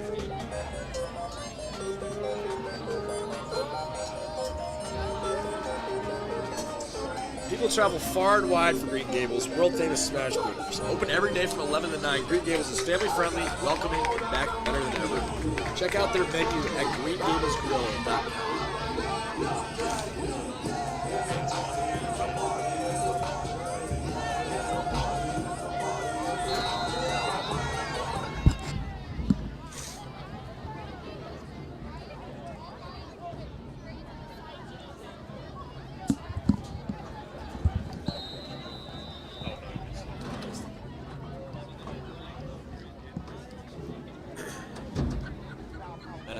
The end zone for his 3rd touchback as he missed that extra point. But you know, if we do see those 2 kicker systems, something we've been seeing a little more commonly in college football as well.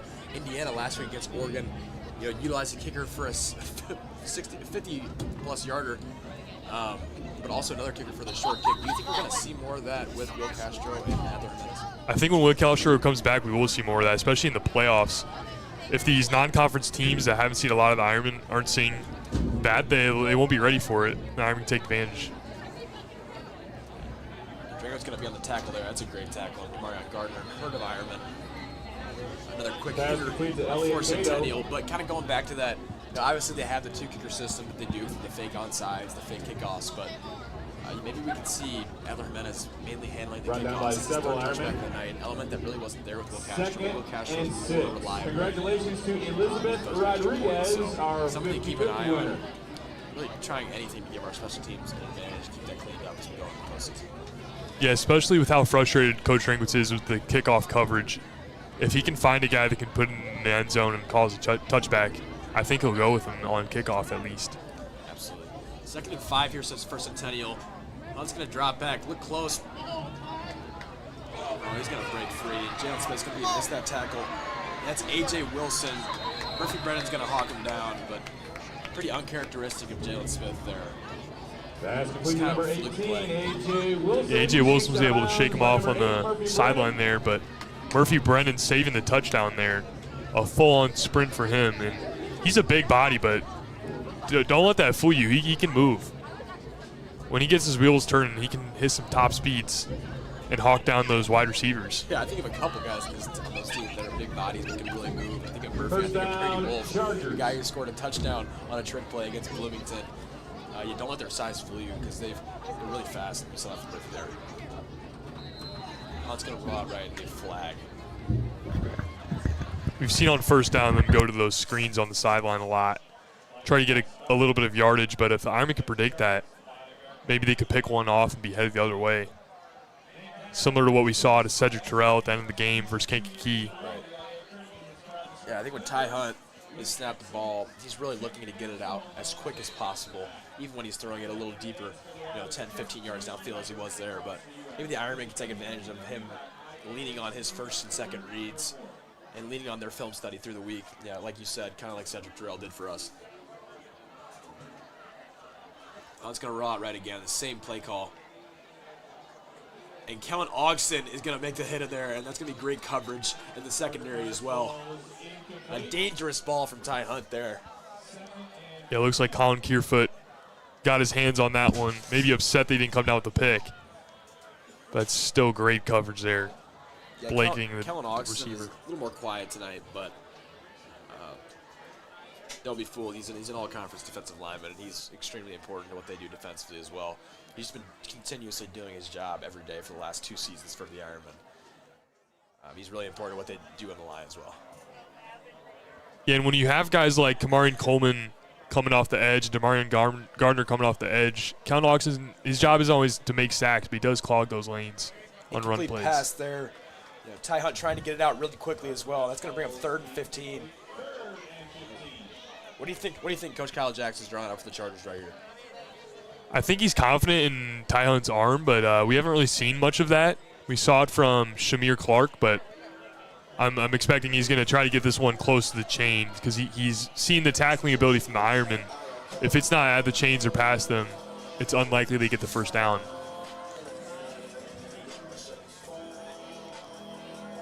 Hunt's running into the huddle with the play call here. The clock is ticking at 8 seconds. Got to get this one off. Yeah, maybe see if the Ironmen can make a quick read here and take this one the other way.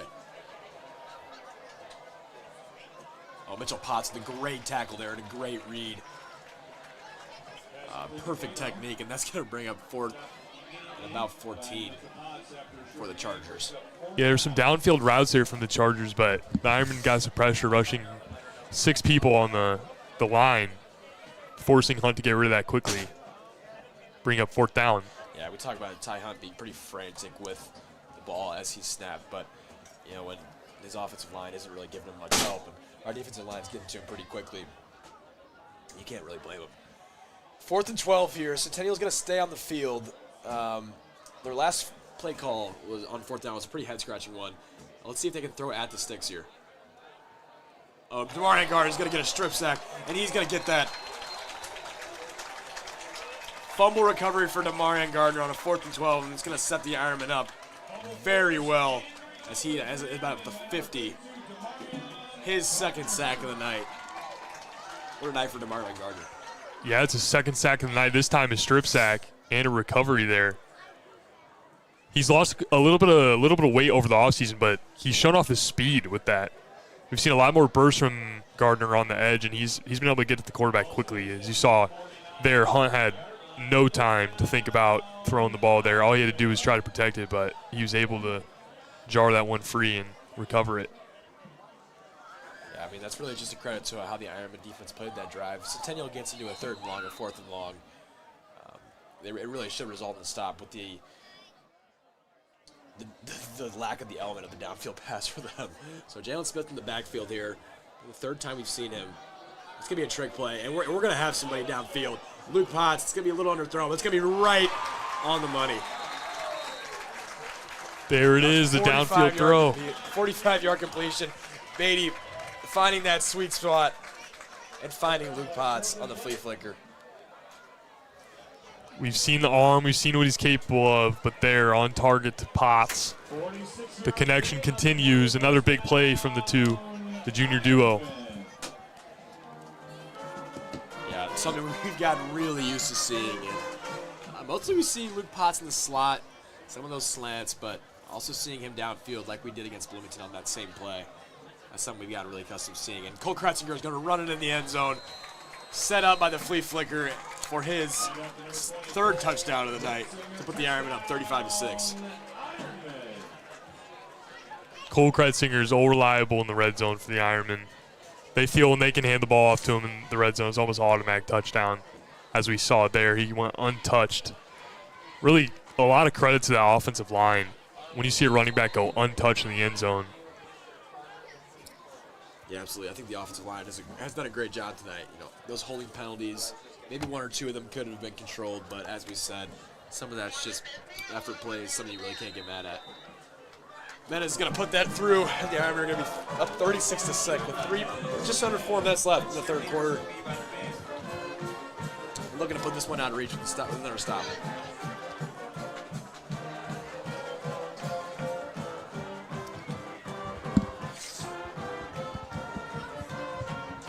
Yeah, you think about playoff committees coming up, looking at your resume, looking at the scores of the teams you beat, the teams you've lost to. You got to think maybe that's in the back of Coach Drangwitz's mind, maybe making this one look a little prettier. Yeah, if you want to run up the score here at home, on homecoming, you want to blow a team out on homecoming. That's what you schedule. Yeah, if you look at their playoff resume right now, you have that loss to Kankakee. Kankakee's 5-2. Yeah, that loss has looked better. Maybe a loss that obviously should not have happened, but with that late game collapse. But Bloomington, which looked to be a signature win, they get blown out by P&D last week. Your resume gets a little weaker. So really have to be really good in these last 2 weeks and in the way you do it. So maybe looking to beat Peoria, obviously beat them, but beat them by 2 or 3 scores so that the committee looks at you in a more favorable way, so you're not driving to Brother Rice for a second-round matchup. Yeah, the win tonight and the win against Peoria High is going to be critical for the Ironmen. If they can pull that off, it'll secure the Big 12 championship against Peoria High, but more importantly, set you up for the playoffs, set you up for success. You don't want to be heading up north to Brother Rice, a powerhouse that gave Mount Carmel a big fight. Whereas, as far as the outlook goes right now, the Ironmen will be the 16th seed. That's just an approximation. Obviously, the committee can make different decisions, but some in the projection, they'd be the 16th seed. They'd play Addison Trail here at home. Addison Trail's another 6-1 team, but they would get the number 1 seed in the second round, and that would be Lincoln Way West at this time because Brother Rice has that loss to Mount Carmel. Lincoln Way West is perfect, but trying to avoid one of those powerhouses and getting a more favorable draw. Obviously, the Ironmen's first goal is to win the conference, and that's what they talk about. As Colton LeCompte's going to be the first one in this tackle for loss, and that's going to back the Chargers up on a run where they tried to feature the running backs for the first time tonight. Taking the ball out of Ty Hunt's hands was something we really haven't seen a lot of. Yeah, I think they've realized the Ironmen are not giving any room for the running backs to run. They're stuffing those holes. A lot of guys on the football, Murphy Brennan, Colton LeCompte, always in those gaps, getting their hands on those running backs. That shows up in film all week. We're seeing some different running back, different looks, different formations, like Coach Drangwitz said. Obviously said on defense, but also on offense. Hunt's going to drop back to pass. It's going to be Jay-Sean Wilson on the catch there. He's going to be brought down at about the 24. But kind of lining different guys up in the backfield. Not really sure if they have a featured back. We've seen Peter Samu back there. We just saw A.J. Wilson, rather, in the backfield, but we'll see what they do on an obvious passing situation here again. Yeah, it's definitely 4-down territory here when you're down 30 points. They're going to be going for on 4th down, so maybe just try to get a little bit of gain here, not go backwards. Make it a 3rd down and 4, maybe 3rd down and 3. Makes it a lot more manageable. Yeah, maybe looking for a screen pass, but something at the sticks here, and it's going to be a delay of game. I don't think he got the timeout off, or maybe he did. To pick up the flag. We're going to have a 3rd down here, but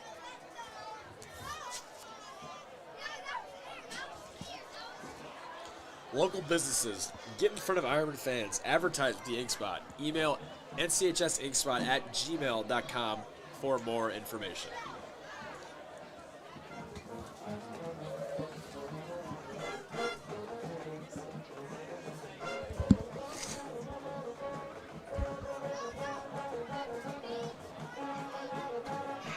great atmosphere on Friday night. Beautiful weather. You know, it's hoodie weather, but still beautiful weather for middle of October.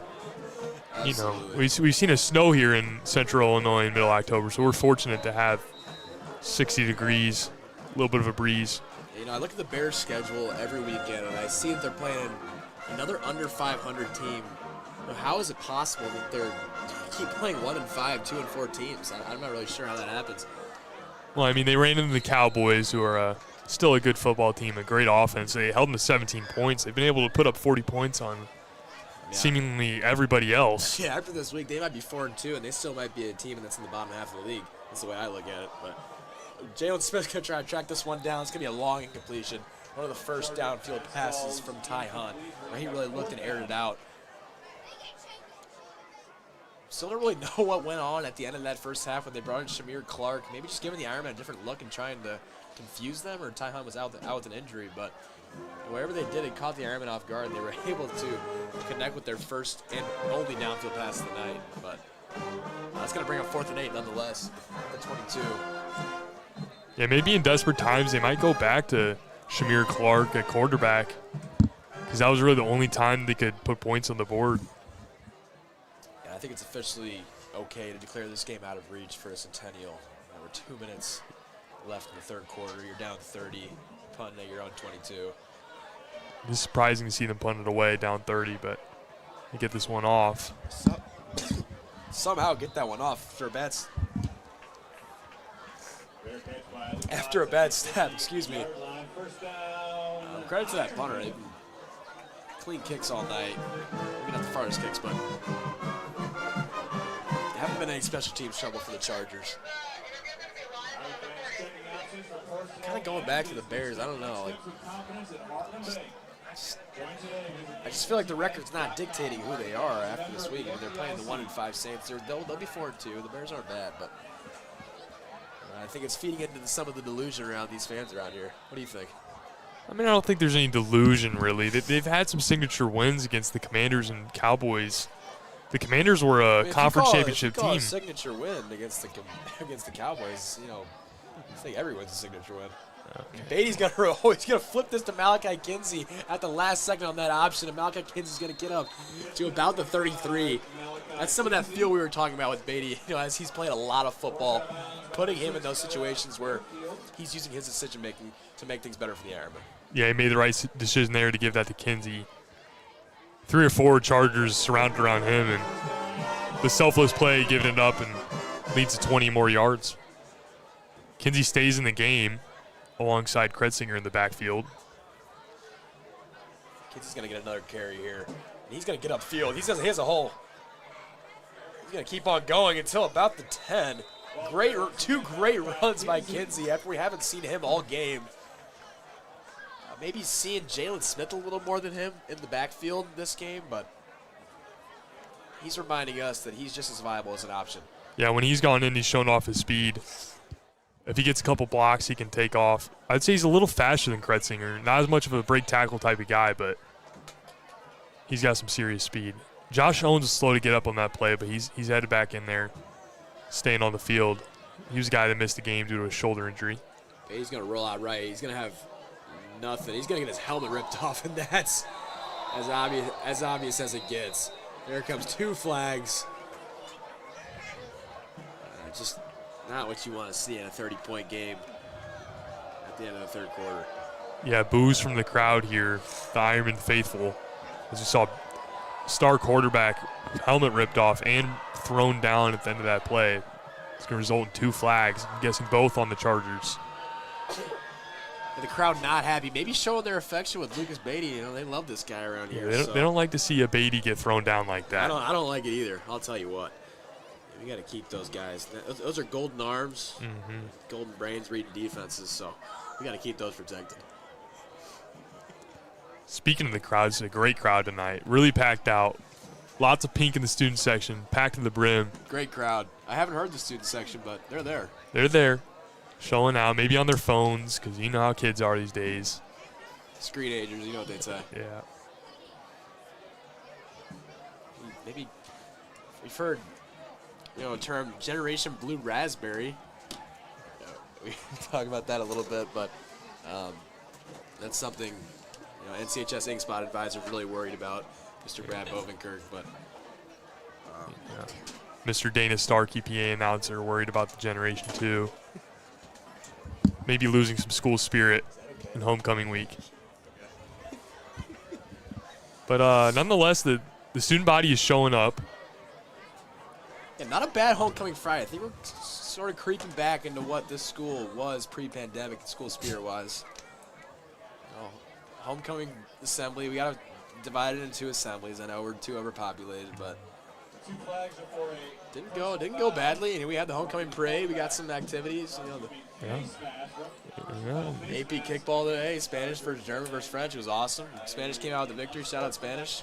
I mean, it's an honor to be in the booth with you, Andrew, really. I mean, it really is. You came away with the win, the pizza box challenge at the assembly, and then the AP Lang champion in kickball. I mean, it's really an honor, I got to say. It was a win. It was a winning day. It was a winning day. Yes. Lots of success for play-by-play commentator Andrew Nauer today.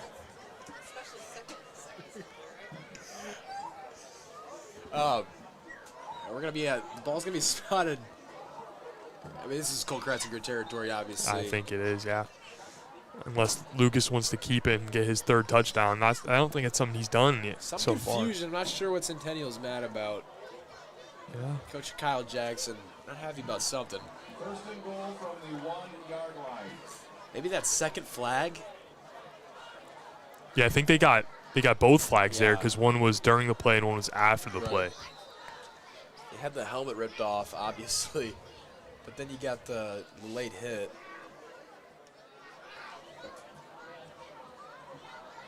He's going to roll out right here. He's going to have Murphy Brennan. Ooh. Just incomplete.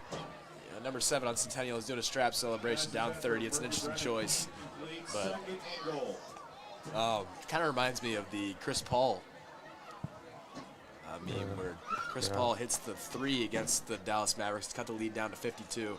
It's kind of what that reminded me of there. But offensive coordinator Chris Messina drawing ups.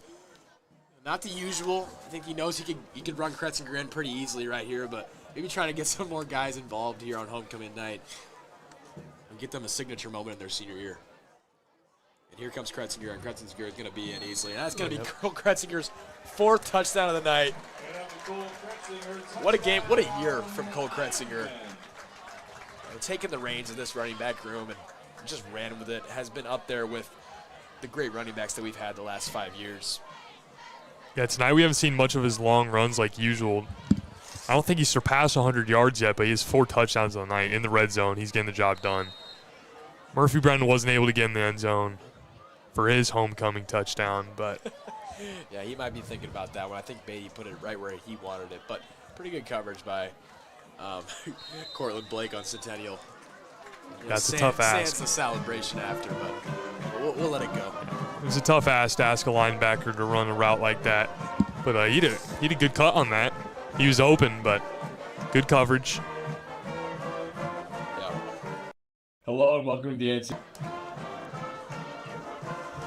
Produced by Community's own student journalist, The Ink Spot, Northern Community's award-winning student news publication, delivers more than just play-by-play. From sports recaps to school news and feature stories, find it all at nchsinkspot.com.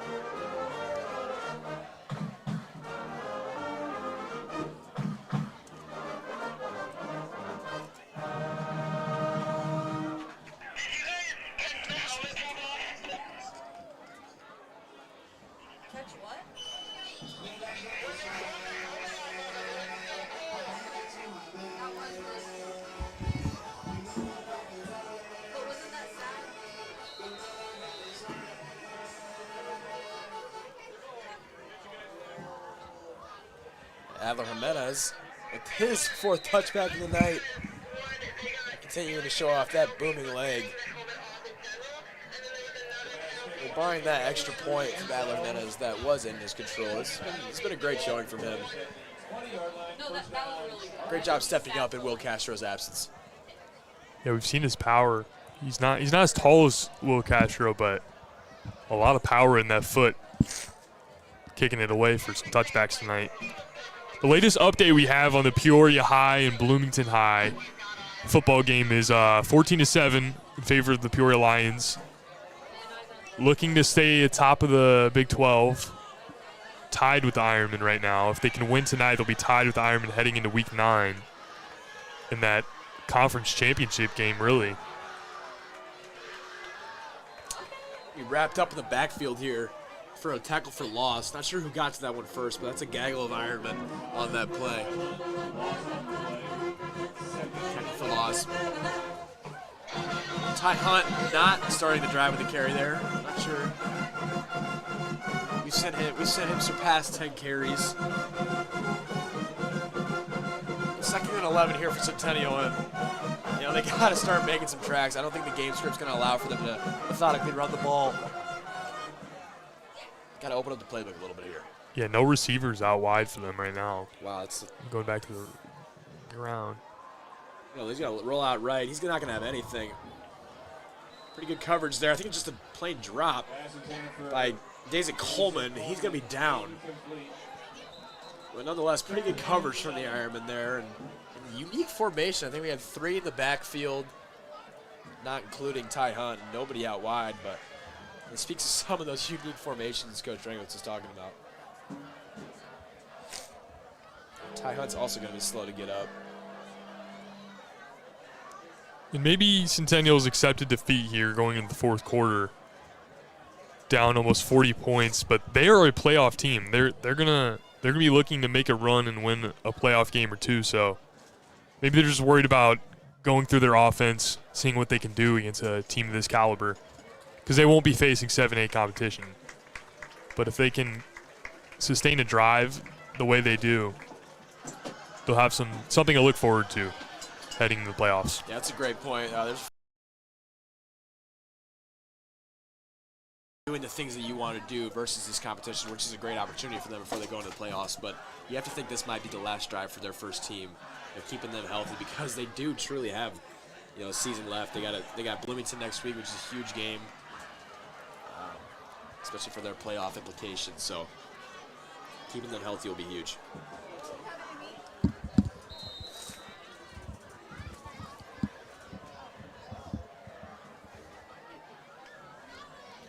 Third and 11 here.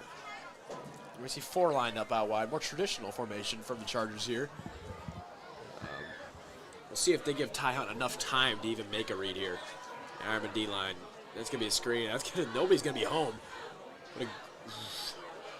He's going to get upfield, and after another missed tackle, he's going to be brought down at about the 47 by Colin Kerfoot. But another one of those times where the Ironmen have had a guy but just straight up missed the tackle. Yeah, they fooled him with the screen there. The defensive line went unblocked, so you had Murphy, Brown, and Colton Compt, Demarian Gardner running up there trying to chase after the quarterback, so your top tacklers were taken out of that play. We'll see if the Chargers will go back to that. That definitely worked for them. Yeah, you talk about the defensive line getting fooled. They were unblocked, but that's kind of how they've been the most of the night anyway, screen or not. So, yeah. And now, during our break, we'll go to Elijah Conda for an interview pretty soon here. He's going to be interviewing Mr. Carter on the sideline. Band director Mr. Carter.